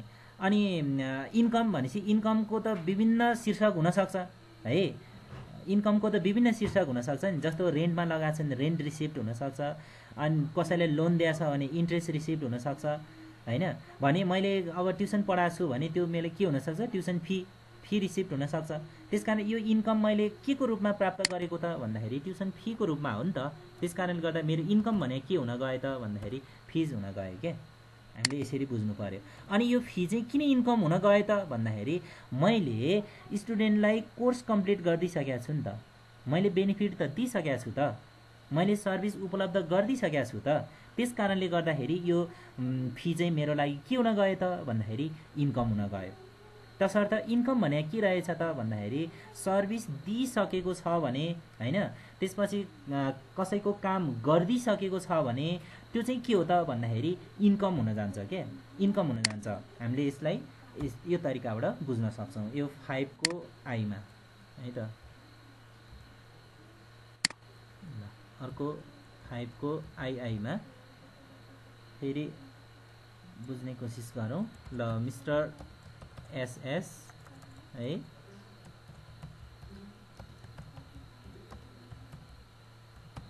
गोर्खा एजुकेसन सेन्टर जनवरी 1 बाट मैले पढाउँदै गएँ है त। जनवरी 1 बाट मैले चाहिँ के गर्दै गएँ, पढाउँदै गएँ है। कहिले भयो त, जनवरी 30 2020 मा कोर्स कम्प्लिट भयो है। अनि कोर्स कम्प्लिट भयो, अनि कोर्स कम्प्लिट गरिदिइसकेपछि मैले फेरि आफ्नो स्टुडेन्टलाई के भने, मैले कोर्स कम्प्लिट गरिदिएँ, ल मलाई फी देऊ होइन, मेरो फी देऊ भनेर मैले स्टुडेन्टसँग पैसा मागेँ, ठिक छ। अनि स्टुडेन्टले के भने त भन्दाखेरि सर मैले के अरे हजुरले हाम्रो कोर्स कम्प्लिट गराइदिनु भयो, हामीलाई धेरै फाइदा भयो है, हामीले फी तिर्नुपर्ने हो तर अहिले हामीसँग क्यास भएन, त्यस कारणले गर्दाखेरि तपाईँको फी केही दिनपछि हामी तिर्छौँ तर अहिले तिर्न सकेनौँ भनेर चाहिँ के त भन्दा स्टुडेन्टले भन्यो, ठिक छ। अब स्टुडेन्ट अहिले मलाई 10,000 फी तिर्न तिरेन, के त्यसो हो भने मेरो इन्कम भयो कि भएन होला, क्वेसन आयो है, मेरो इन्कम भयो कि भएन होला। स्टुडेन्टले त फी तिर्न सकेन, 10,000 पछि तिर्छु भन्यो तर हो। अब कुरा बुझ्यो नि, इन्कम भयो, किनभने चाहे क्यास प्राप्त होस् अथवा चाहे क्यास प्राप्त नहोस्, यदि बेनिफिट दिइसकेको छ, यदि सर्भिस दिइसकेको छ भने त्यो के हुन जान्छ त भन्दाखेरि इन्कम हुन जान्छ। त्यस कारणले गर्दाखेरि यहाँ प्लस 10,000 यो के हुन जान्छ त भन्दाखेरि इन्कम हुन जान्छ है त। यो इन्कम हुन जान्छ, यो के को रूपमा त, फीको रूपमा इन्कम हुन जान्छ। किन इन्कम हुन जान्छ त भन्दाखेरि मैले पढाइदिइसकेको छु नि, मेरो पढाउने काम हो, मैले पढाइदिइसकेको छु, पढाइदिइसकेर मैले फी मागेको हो। त्यस कारणले गर्दाखेरि अहिले फी प्राप्त नभए पनि यो मेरो लागि के हुन जान्छ त भन्दाखेरि इन्कम हुन जान्छ। अब अर्को प्रश्न, अब अर्को के हुन्छ त भन्दाखेरि अब मैले स्टुडेन्टबाट केही दिनपछि 10,000 माग्न सक्ने राइट्स भयो कि भएन मलाई, फेरि एकचोटि रिजोइन गर्नुपर्छ होला है। लास्ट अब 2 मिनट 4 मिनट भन्दा हुँदैन, त्यो भएपछि यो कम्प्लिट हुन्छ। त्यस कारणले अलिकता नगरिकन एकचोटि मैले रिक्वेस्ट गरेँ है त सबैजनालाई, गरौँ अनि त्यसपछि खाजा खाउँला ल, हल्ला नगर न।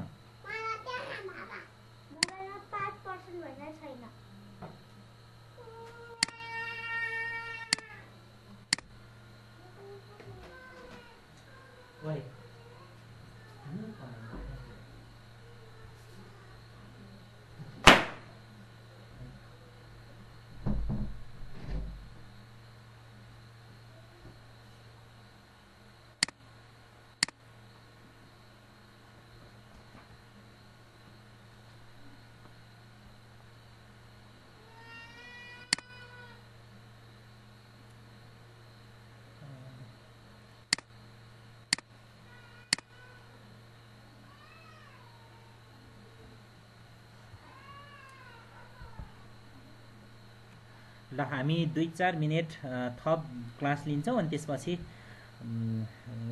कम्प्लिट हुन्छ। बोर त भएन नि? क्लास अलि लामो भयो, बोर त भएन नि? मैले त्यो सोधेँ है। होइन सर। ठिक छ, यो अलि लामै थियो के, लामै थियो। मैले त्यही भएर मैले पटक पटक मैले भनिरहेको छु, रिक्वेस्ट गरिरहेको छु। अब यसलाई फेरि पछि अर्को क्लासमा फेरि दोहोऱ्याउन नि जाउ हुन्छ। यो हाम्रो एक्स्ट्रा बेनिफिट क्लास हो यो, त्यस कारणले गर्दा यसलाई कम्प्लिट गरिदिइहालौँ है त। ल म सुरु गरिहाल्छु। ल यहाँ के भयो त भन्दाखेरि अघिको गफमा जोडिदिउँ। स्टुडेन्टले आज मलाई 10,000 फी तिर्न सकेन। ल ठिक छ, मैले चाहिँ त्यो कुरालाई स्वीकार गरेँ। तर यसको मतलब के होइन त भन्दाखेरि त्यो क्यास स्टुडेन्टले मलाई तिर्नै पर्दैन भन्ने त होइन नि त। उसले त आज तिर्न सकेन, त्यो मैले माने। तर भोलि पर्सि 10 दिनपछि 20 दिनपछि 1 महिनापछि जस उसले मलाई कम्पलसरी के गर्नुपर्छ, तिर्न पर्छ।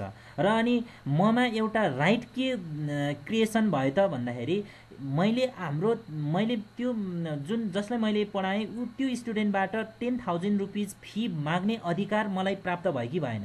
हो, यो कुरा गरौँ न। विद्यार्थीबाट 10,000 रुपियाँ फी मलाई देऊ भनेर माग्ने अधिकार ममा भयो कि भएन? भयो। हो, भयो। किनभने मैले पढाइदिइसकेको छु नि त है, मैले कोर्स कम्प्लिट गरिदिइसकेको छु नि त। त्यस कारणले गर्दाखेरि 10,000 रुपियाँ माग्ने अधिकार ममा रह्यो क्या। हो, त्यस कारणले गर्दाखेरि यदि दोस्रो पक्षबाट, यदि बेनिफिटेड पक्षबाट केही एमाउन्ट माग्ने अधिकार है, केही रकम माग्ने अधिकार क्रिएसन हुन्छ भने त्यसलाई पनि हामी के भन्छौँ त भन्दाखेरि एसेट्स भनेर भन्छौँ क्या। त्यसकारण एसेट्सलाई हामीले अर्को अर्थमा के भन्न सक्छौँ भने राइट क्रिएसन भयो भने, मतलब माग्न प्राप्त गर्ने राइट अथवा केही कुरा माग्ने अधिकार प्राप्त भयो भने, अधिकार सिर्जना भयो भने त्यसलाई पनि हामी के भन्छौँ त भन्दाखेरि एसेट्स भन्छौँ। त्यस कारणले गर्दाखेरि यहाँ 10,000 बराबर मलाई स्टुडेन्टबाट 10,000 क्यास स्टुडेन्टबाट माग्ने अधिकार क्रिएसन भएको छ। तसर्थ राइट क्रिएसन हुन्छ भने यसलाई पनि के भन्न सकिन्छ त, एसेट्स भन्न सकिन्छ। एसेट्स भन्न सकिन्छ। अब यसलाई चाहिँ हामीले के भन्नु पर्यो त भन्दाखेरि यसलाई मैले अलि यतापट्टि ल्याएँ है।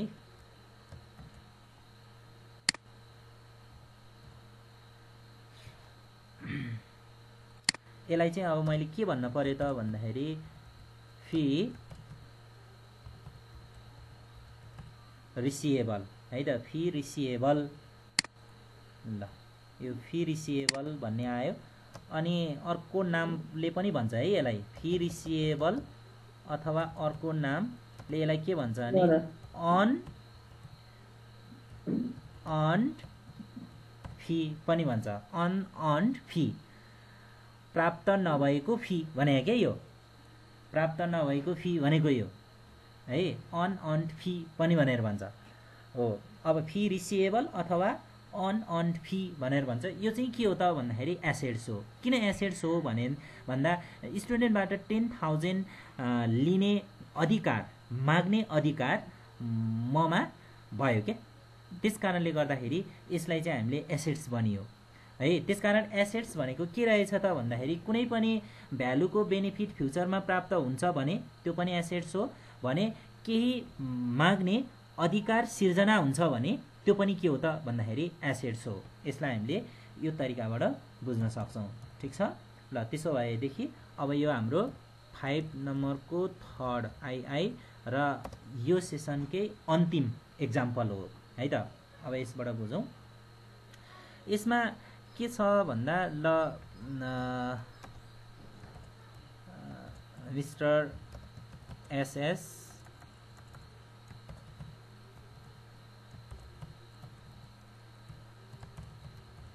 गोर्खा इडियु सेन्टर, ठिक छ। ल गोर्खा इडियु सेन्टर। अब यो जनवरी 1, 2020, ल जनवरी 1, 2020 ल अब यहाँ के भयो त भन्दाखेरि अब यो अलिकता थोरै फरक छ है।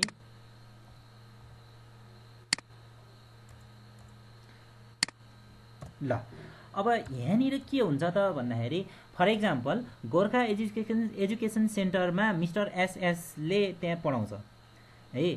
त्यहाँ पढ्नको लागि विद्यार्थीहरू आयो है, विद्यार्थीहरू आए र अनि मिस्टर एसएसले विद्यार्थीलाई के भन्छ त भन्दाखेरि ल मैले 1 महिनामा कोर्स कम्प्लिट गरिदिन्छु हैन, 1 महिनामा चाहिँ हाम्रो कोर्स कम्प्लिट हुन्छ, तर ट्युसन फी चाहिँ मलाई आजै दिनुपर्छ। नै यस्तो कुरा नि त हुन सक्छ नि, हुन सक्दैन भन त। ट्युसन फी चाहिँ मन्थली 10,000 हो, त्यो चाहिँ के त भन्दाखेरि आजै दिनुपर्छ, 1 महिनामा कोर्स कम्प्लिट हुन्छ। ट्युसन फी दिएपछि मात्र मैले चाहिँ के गर्छु, सर्भिस दिन्छु, पढाउँछु भनेर मैले भने है त। त्यो भएपछि अब के गर्छ त भन्दाखेरि विद्यार्थीले त दिनु पर्यो हैन, विद्यार्थीले मलाई 10,000 दिनु पर्यो भनेपछि मलाई फी दिन्छ कि क्या दिन्छ? 10,000।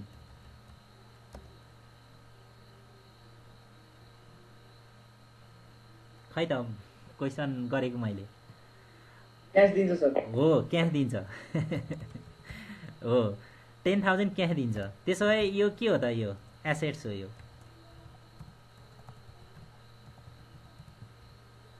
यो एसेट्स हो है।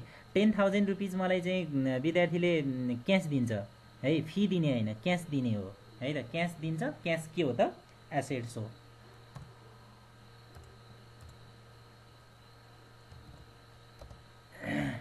है 10,000 जुन मलाई क्यास दियो एसेट। तर मैले यहाँ बेनिफिट दिइसकेको छु त, मैले यहाँ पढाइसकेको छु त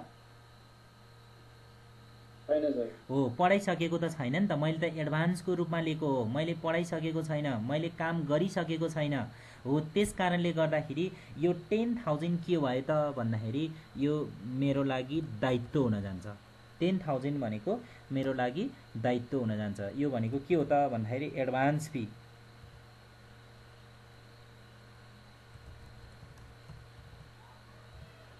एडभान्स फी हुन जान्छ। मैले यहाँ एउटा गल्ती पढाइसकेको छु है, गल्ती कुरा भनिसकेको छु। यो फी रिसिएबललाई यो अनअर्न्ड फी भन्दैन है, यो कुरा सोचौँ है। यो फी रिसिएबललाई यहाँ यो मिक्स हुन गएछ कि यो इक्जाम्पल। फी रिसिएबललाई अनअर्न्ड भन्दैन है त, यो त अन नै भइहाल्यो नि। फी रिसिएबल त त्यसै पनि हामीले माथि त इन्कम त मानिसकेका छौँ नि त हैन। त्यस कारणले गर्दाखेरि यसलाई अनअर्न्ड भन्दैन है त, यहाँनिर हो। त्यो कुरा चाहिँ यसमा आउँछ है त। Advance fee, advance fee receipt, advance fee receipt यो के हुन जान्छ त भन्दाखेरि लायबिलिटिज हुन जान्छ। यो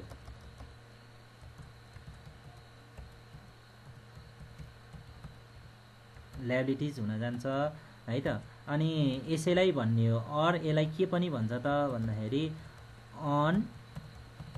अन फी भन्छ यसलाई। यो माथि यहाँ गलत ठाउँ प्रयोग भयो, यो यहाँ पो भन्छ, यहाँ त अन फी भनेर भन्छ। फी प्राप्त भइसकेको छ तर यसलाई इन्कम भन्न पाइएन के। यहाँ कस्तो कुरा छ, यहाँ फी प्राप्त भइसक्यो, क्यास प्राप्त भइसकेको छ है, हातमा क्यास आइसकेको छ है, तर यसलाई के भन्न पाइएन? इन्कम भन्न पाइएन है त। इन्कम भन्न पाइएन।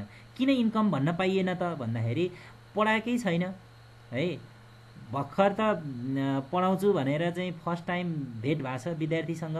अनि पहिलो भेटमै विद्यार्थीसँग चाहिँ के त भन्दाखेरि पढाउनुभन्दा अगाडि नै मेरो फी चाहिँ पहिले नै पेमेन्ट गर भनेर मैले विद्यार्थीसँग फी मागिसकेको छु। विद्यार्थीले फी पेमेन्ट गरिसकेको छ है। मका 10,000 क्यास प्राप्त भयो, तैपनि मैले यसलाई के भन्न मिलेन? इन्कम भन्न मिलेन है। इन्कम भन्न मिलेन। किन मिलेन भने इन्कम भने के हो त भन्दाखेरि सर्भिस दिइसकेका हुनु पर्यो नि। इन्कम हुनको लागि त के हुनु पर्यो? सर्भिस दिइसकेको हुनु पर्यो है। अब सर्भिस दिएकै छैन भने त्यो क्यास प्राप्त भए पनि त्यो के हुन गएन त भन्दा इन्कम हुन गएन है। हामीले यसलाई यसरी बुझ्नु पर्यो। अब त्यसपछि है त, त्यसपछि क्रमशः अब समय बढ्दै गयो, मैले पढाउँदै गएँ है, बढ्दै गयो, पढाउँदै गयो। अनि त्यसपछि जनवरी कति भयो त? 30 भयो। जनवरी 30 2020 ल यो जुन 1 महिना कम्प्लिट भयो अब 1 महिना कम्प्लिट भयो। 1 महिना कम्प्लिट भइसकेपछि है 1 महिना कम्प्लिट भएपछि अब के भयो त भन्दाखेरि मैले जुन पढाउने जिम्मा लिएको थिएँ, कोर्स कम्प्लिट गर्ने जिम्मा लिएको थिएँ, मैले जुन कामको जिम्मा लिएको थिएँ त्यो त मैले कम्प्लिट गरेँ हैन, मैले काम गर्दिसकेँ, कोर्स कम्प्लिट गर्दिसकेँ। त्यसो हो भने अब के हुन्छ त भन्दाखेरि जुन एडभान्स फीको रूपमा चाहिँ 10,000 थियो नि, हो अब यो चाहिँ के हुन गयो त भन्दा घट्न गयो। यो चाहिँ अब दायित्व रहेन, त्यो मेरो केमा कन्भर्ट हुन्छ, त्यो इन्कममा कन्भर्ट हुन्छ। यो जुन ल्याबिलिटिजको रूपमा बसेको थियो नि, यो चाहिँ केमा कन्भर्ट हुन्छ, इन्कमको रूपमा कन्भर्ट हुन्छ। भनेपछि यो ल्याबिलिटिज त घट्नु पर्यो नि त। भनेपछि अब के हुन्छ त भन्दाखेरि -10,000 है, -10,000 यो चाहिँ के हो त भन्दाखेरि एडभान्स फी थियो नि, एडभान्स फी यो त घट्न गयो यो है, एडभान्स फी घट्न गयो है। अनि अर्कोतिर के हुन गयो त भन्दाखेरि म इन्कम बढ्यो प्लस 10,000 हुन गयो। यो चाहिँ के भयो त भन्दाखेरि फी, यो चाहिँ के हुन गयो त इन्कम हुन गयो।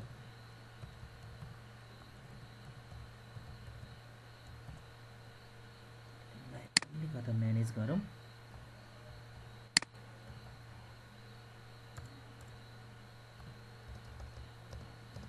यो चाहिँ के हुन गयो त भन्दा 10,000 फी चाहिँ इन्कम हुन गयो। यसरी यो एडभान्स फी यसलाई म ब्राकेटमा सानोमा लेखिदिन्छु है, यो चाहिँ ल्याबिलिटिज एल भनेर लेख्ने है त। यो चाहिँ ल्याबिलिटिज घट्यो है, ल्याबिलिटिज घट्यो। कारण के हो त भन्दाखेरि हामीले पढाउनु भन्दा अगाडि नै फी लिएको कारणले गर्दा एडभान्स फी भनेको हो, एडभान्स फी भनेको हो। अर्थात् क्यास प्राप्त भएर पनि त्यसलाई हामीले इन्कम मान्न सकिएन है। तर अहिले जनवरी 30 मा त हामीले पढाइसकेका छौँ, कोर्स कम्प्लिट भइसकेका छ है, हामीले सर्भिस दिइसकेका छौँ भने अब के हुने भयो त भन्दाखेरि जुन एडभान्स फीको रूपमा चाहिँ ल्याबिलिटिजको रूपमा रहेको थियो त्यो चाहिँ के भयो त भन्दाखेरि घट्यो है, त्यो माइनस भयो, हट्यो भने अब के भयो त 10,000 फी चाहिँ यो के हुन गयो त इन्कम हुन गयो हो। भनेपछि इन्कम हुनको लागि के गर्नुपर्ने रहेछ त भन्दाखेरि काम गरिदिसके हुनुपर्ने रहेछ के। काम गरिदिसकेको छ भने, सर्भिस दिइसकेको छ भने मात्र त्यो के हुँदो रहेछ भन्दाखेरि इन्कम हुँदो रहेछ। इन्कम हुनको लागि चाहे क्यास प्राप्त होस् अथवा नहोस्, इन्कम हुनको लागि के हुनु पर्यो त भन्दाखेरि सर्भिस चाहिँ दिएको हुनु पर्यो। सर्भिस दिएको छ भने त्यो चाहिँ के हुन जान्छ त इन्कम हुन जान्छ भनेर यहाँ यसरी यो कुरा भयो है त। अब हामीले यहाँ यति एक्जाम्पल लिएर हामीले यो 5 वटा टर्मलाई चाहिँ के अरे हामीले एक्सप्लेन गर्ने क्रममा हामीले के कुरा छलफल गऱ्यौँ भनेर यसलाई फाइनल्ली नोट गरौँ है त। फाइनल्ली नोट गरौँ। यसमा हामीले के अध्ययन गऱ्यौँ भन्दाखेरि क्यापिटलको कुरा गऱ्यौँ, ठिक छ है। त्यसपछि ल्याबिलिटीको कुरा गऱ्यौँ, यो ठिक छ। एक्सपेन्सेसको कुरा गऱ्यौँ, ठिक छ। अब एक्सपेन्सेसको कुरा गर्दाखेरि फर्स्टमा हामीले के कुरा गऱ्यौँ त भन्दाखेरि आउटस्ट्यान्डिङ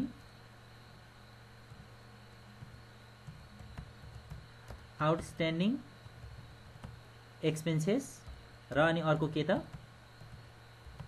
प्रिपेड एक्सपेन्सेसको कुरा गऱ्यौँ। प्रिपेड एक्सपेन्सेसलाई के पनि भन्छ, पेड इन एडभान्स पनि भन्छ है त। अनि त्यसपछि गएर अर्को के को कुरा गऱ्यौँ, इन्कमको कुरा गऱ्यौँ। फर्स्टमा एउटा आइटम छुटेछ, त्यो भनेको एसेट्स ल। अनि इन्कममा पनि के कुरा गऱ्यौँ त भन्दाखेरि रिसिएबल,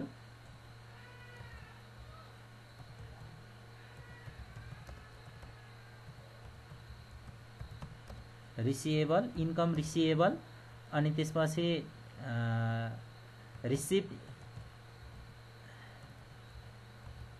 इन्कम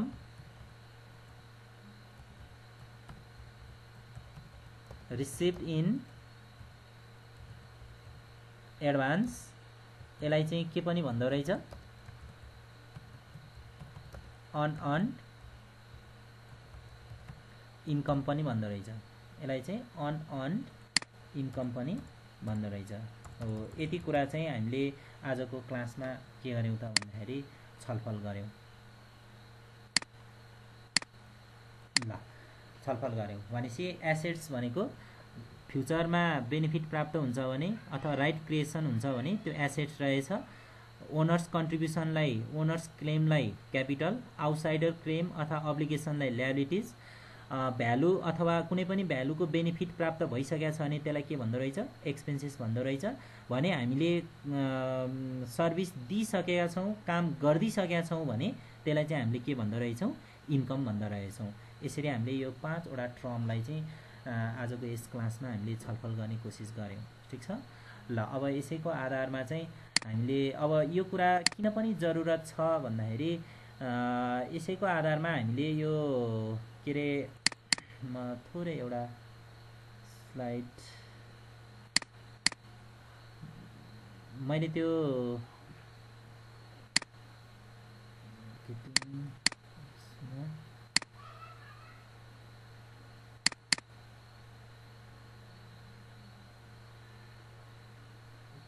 एकैछिन है त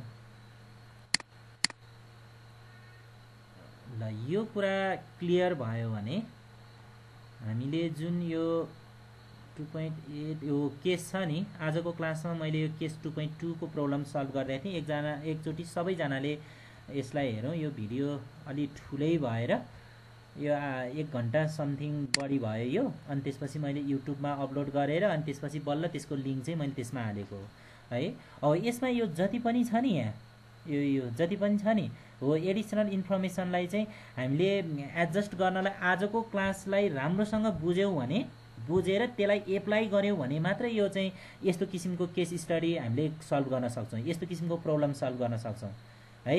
यदि आजको क्लासमा जति पनि भनियो नि हो त्यो कुरालाई पहिलो नम्बरमा बुझ्नु पर्यो अनि दोस्रो नम्बरमा त्यसलाई एप्लाई गर्नु पर्यो है। अब त्यसमा कन्फ्युज रहने बुझ्दा नि नसक्ने अनि त्यसलाई चाहिँ एप्लाई पनि गर्न नसकिने हो भने अब हामीले यो प्रब्लम सल्भ गर्न सक्दैनौँ, यो प्रब्लम सल्भ गर्न सक्दैनौँ। त्यसकारण यो प्रब्लम सल्भ गर्नको लागि यो प्रब्लम बुझ्नको लागि है त यो 2.2 र अनि यसको आधारमा 2.3 गर्ने भनेको थिएँ। यो प्रब्लम बुझ्नको लागि आजको क्लास चाहिँ बुझ्नुपर्ने हुन्छ। यदि आजको क्लास बुझिएको छ भने त्यो अटोमेटिक कुरा हुन्छ, त्यो के अरे चाहिँ यो प्रब्लम सल्भ गर्न सकिन्छ। फर इक्जाम्पल मैले जस्ट एउटा मात्र इक्जाम्पल लिएँ है त। यहाँ के छ भने fuel bills for ₹730 are yet to be paid भने नि है। यो चाहिँ के हो त भन्दाखेरि 730 रुपियाँ चाहिँ अझै तिर्न बाँकी छ भनेर भनेको छ। तिर्न बाँकी भने त के हो त भन्दा फ्युल त युज गरिसक्यो हो नि त।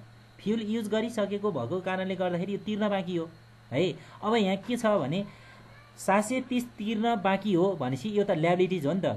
फ्युल एक्सपेन्सेस पेबल हो नि त, यो ल्याबिलिटिज हो के अरे ब्यालेन्स सिटको ल्याबिलिटी साइडमा देखाउनै पर्यो। अनि अर्कोतर्फ यो त के हो त भन्दाखेरि फ्युल त हामीले प्रयोग गरिसकेका छौँ नि त, फ्युलबाट त बेनिफिट लिइसकेका छौँ नि त। यदि बेनिफिट प्राप्त भइसकेका छ भने त्यो एक्सपेन्सेस पनि त हो नि।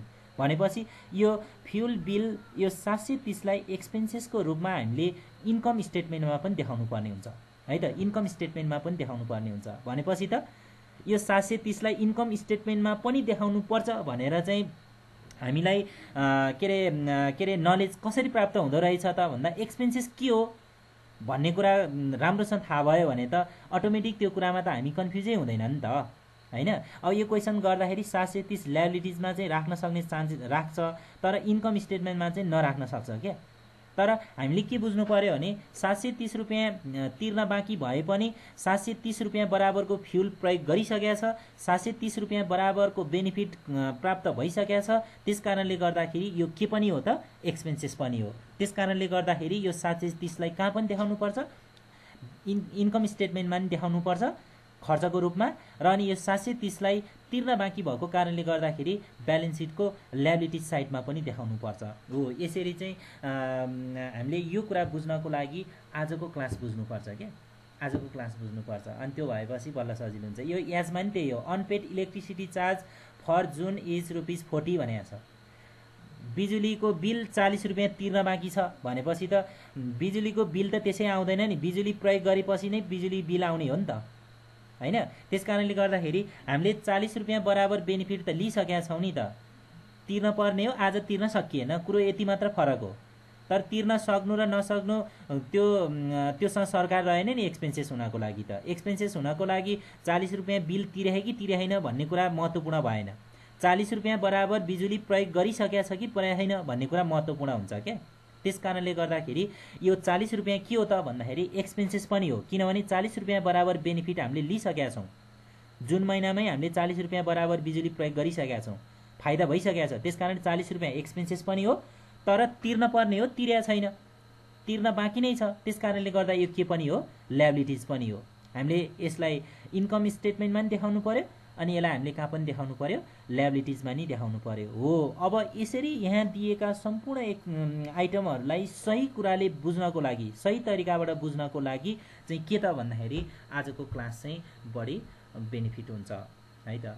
ल आज लगभग यति नै भयो। हामी अझै 9 जना छौँ, मलाई धेरै खुसी लागेको छ। आज हामी कति 8:48 धन्दै 2 घन्टा एकछिन बस्यो भने त हुन्छ है। ल गफ गरौँ न अब, 1 मिनट 2 मिनट गफ गरौँ अनि त्यहाँ छुटाउँला, खाना भइसक्यो होला। के भयो क्लास, के छ, ठिक छ? आज के यसलाई अलिकता केही हामीले बुझेकै हो, पढेकै हो है। अब त्यसमा पनि केही अलिकता फरक केही भेटियो? रमेश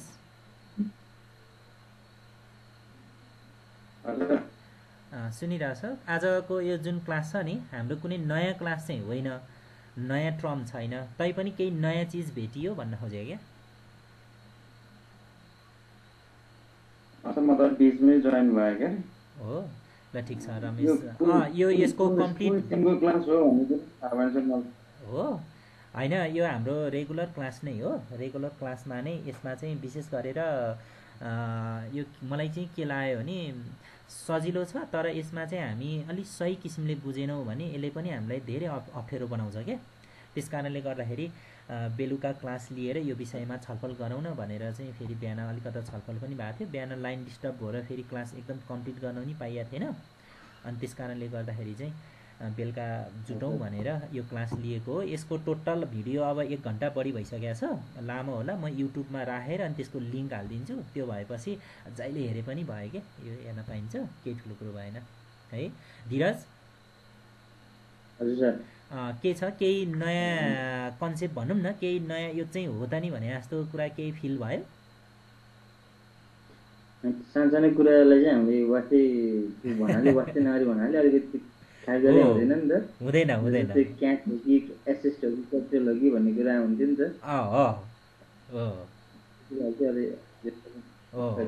भन्न खोजेको मतलब यो पनि के हो भने हामीले जति बुझेका छौँ त्यति इनफ रहेनछ, यसमा पनि थप बुझ्नुपर्ने रहेछ भन्ने कुरा चाहिँ फिल भयो भन्ने कुरा हो होइन र? हो ल, त्यति मात्र फिल भए रहेछ भने नि आजको क्लासको चाहिँ उपलब्धि भयो क्या है। अनि अर्को शोभा, केही यसमा केही नयाँ कुरा आयो?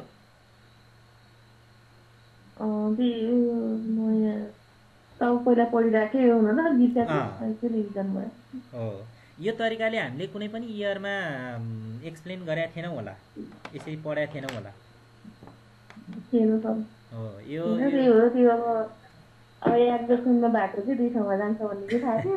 हो, हामी सबै रेडिमेड थियो क्या। हाम्रो पढाइ चाहिँ के थियो भने रेडिमेड थियो कि। खासै यो के हो भने 11 क्लासमा नै यो विषयमा चाहिँ राम्रोसँग अध्ययन गरेर यो तरिकाले पढेर अगाडि बढ्नुपर्ने हुन्छ। तर अब 11 क्लासमै यसरी भन्ने फुर्सद पनि हुन्न, सुन्ने फुर्सद पनि हुँदैन। हाम्रो पढाइ एकदम सतहीमा अगाडि बढे हुन्छ कि हो है, त्यो हो। ल ठिकै छ, ल के अरे अब छुटौँ, लामो भयो। सबैजनालाई एकदमै थ्याङ्क यू। र अनि अर्को मैले थोरै एउटा बस चलाउन थालेँ, बिहान एकदमै कम भयो है। बेलुका चाहिँ हामीले के बेलुकाबाट चाहिँ सुटेबल हुने हो भने हामी टाइम चेन्ज गर्न सक्छ है। 7 to 8 गरौँ अथवा 7:30 देखि 8:30सम्म गरौँ। हजुर बिहानैमा गर्ने? ल ठिकै छ हो। ल हुन्छ, बेलुका फेरि अलिक टायर्ड पनि हुन्छ क्या, टायर्ड पनि हुन्छ। अनि यो एकाउन्टको क्लास अलि लम्बा चौडा पनि हुन्छ। अनि त्यसले गर्दाखेरि एकदम थकाइ मनस्थितिमा हामी पढ्न खोज्दाखेरि अलि पनि हुन्छ। धीरज हजुर सर अलि चाँडै उठ्नु पर्यो है। हुन्छ सर अनि रमेश भाइ के छ हालखबर? अलि बिहान आउने गरौँ न है, सबैजनाले यसो चाहिँ उ गरौँ हुन्छ नि सर है, बिहान आउने गरौँ। होइन ठिकै छ, हामीले के पनि बुझौँ भने अब बिहानमा यो मर्निङ वाक गर्ने साथीहरू त दुनियाँ हिँडी पनि सक्दो रहेछ है। जे होस् आऊँ न, अलिकता बिहानको क्लास अलि राम्रो बनाऊँ न है। अनि हाम्रो सन्दीप, हेलो सन्दीप बिहानमा पनि आउनु पर्यो है, बिहानमा आऊँ न। मैले इन्डिभिजुअल त्यही त मैले इन्डिभिजुअल सबैसँग गफ गर्छु भन्ने कुरा पनि गरेको थिएँ, फेरि त्यस्तै भइरहेछ। म एकचोटि सबैसँग एउटा इन्डिभिजुअल कुरा पनि गर्छु भन्दै थिएँ। हामी त्यो अरुण भयो, अरुण कहिले नै आउँदैन, एक दिन पनि आएन, एक दिन त यसो झुक्याइ नि त हुने हो।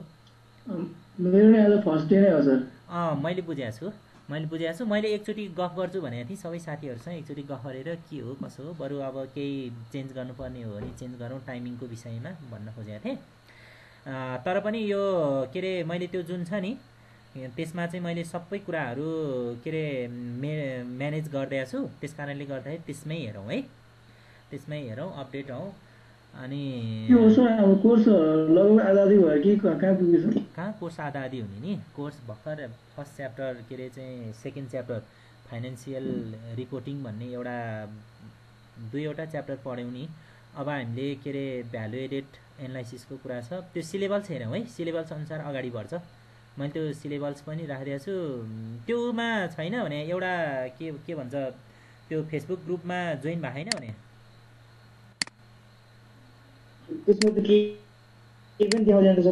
ओ कता केही नदेखाउने नि, क्लासरुममा चाहिँ हुन्छ, क्लासरुमबाट चाहिँ भयो। क्लासरुममा नि मैले त्यहाँ म्यानेज गरेको थिएँ, त्यो फेसबुक ग्रुपमा नि त्यहाँबाट डाउनलोड भएन, त्यहाँबाट भिडियो हेर्न त मिल्छ नि त।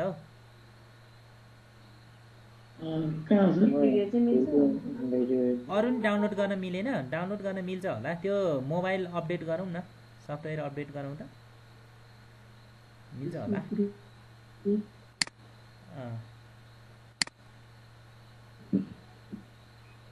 यो म्यानेजमेन्ट एकाउन्टिङ ग्रुप भनेर यो छुट्टै ग्रुप बनाएको क्या, यसमा चाहिँ सन्दीप एड छैन।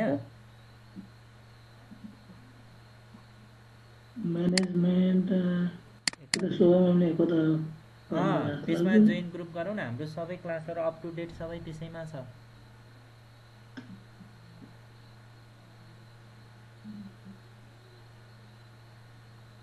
ल म अहिले नभए म त्यहाँ लिङ्क पनि पठाउँछु, त्यो खोजौँ न त है, त्यसमा जोइन गरौँ। ल अब लामो समय नगरौँ, स्टप गरौँ है। ल ओके बाई, ल ओके बाई, गुड नाइट है त।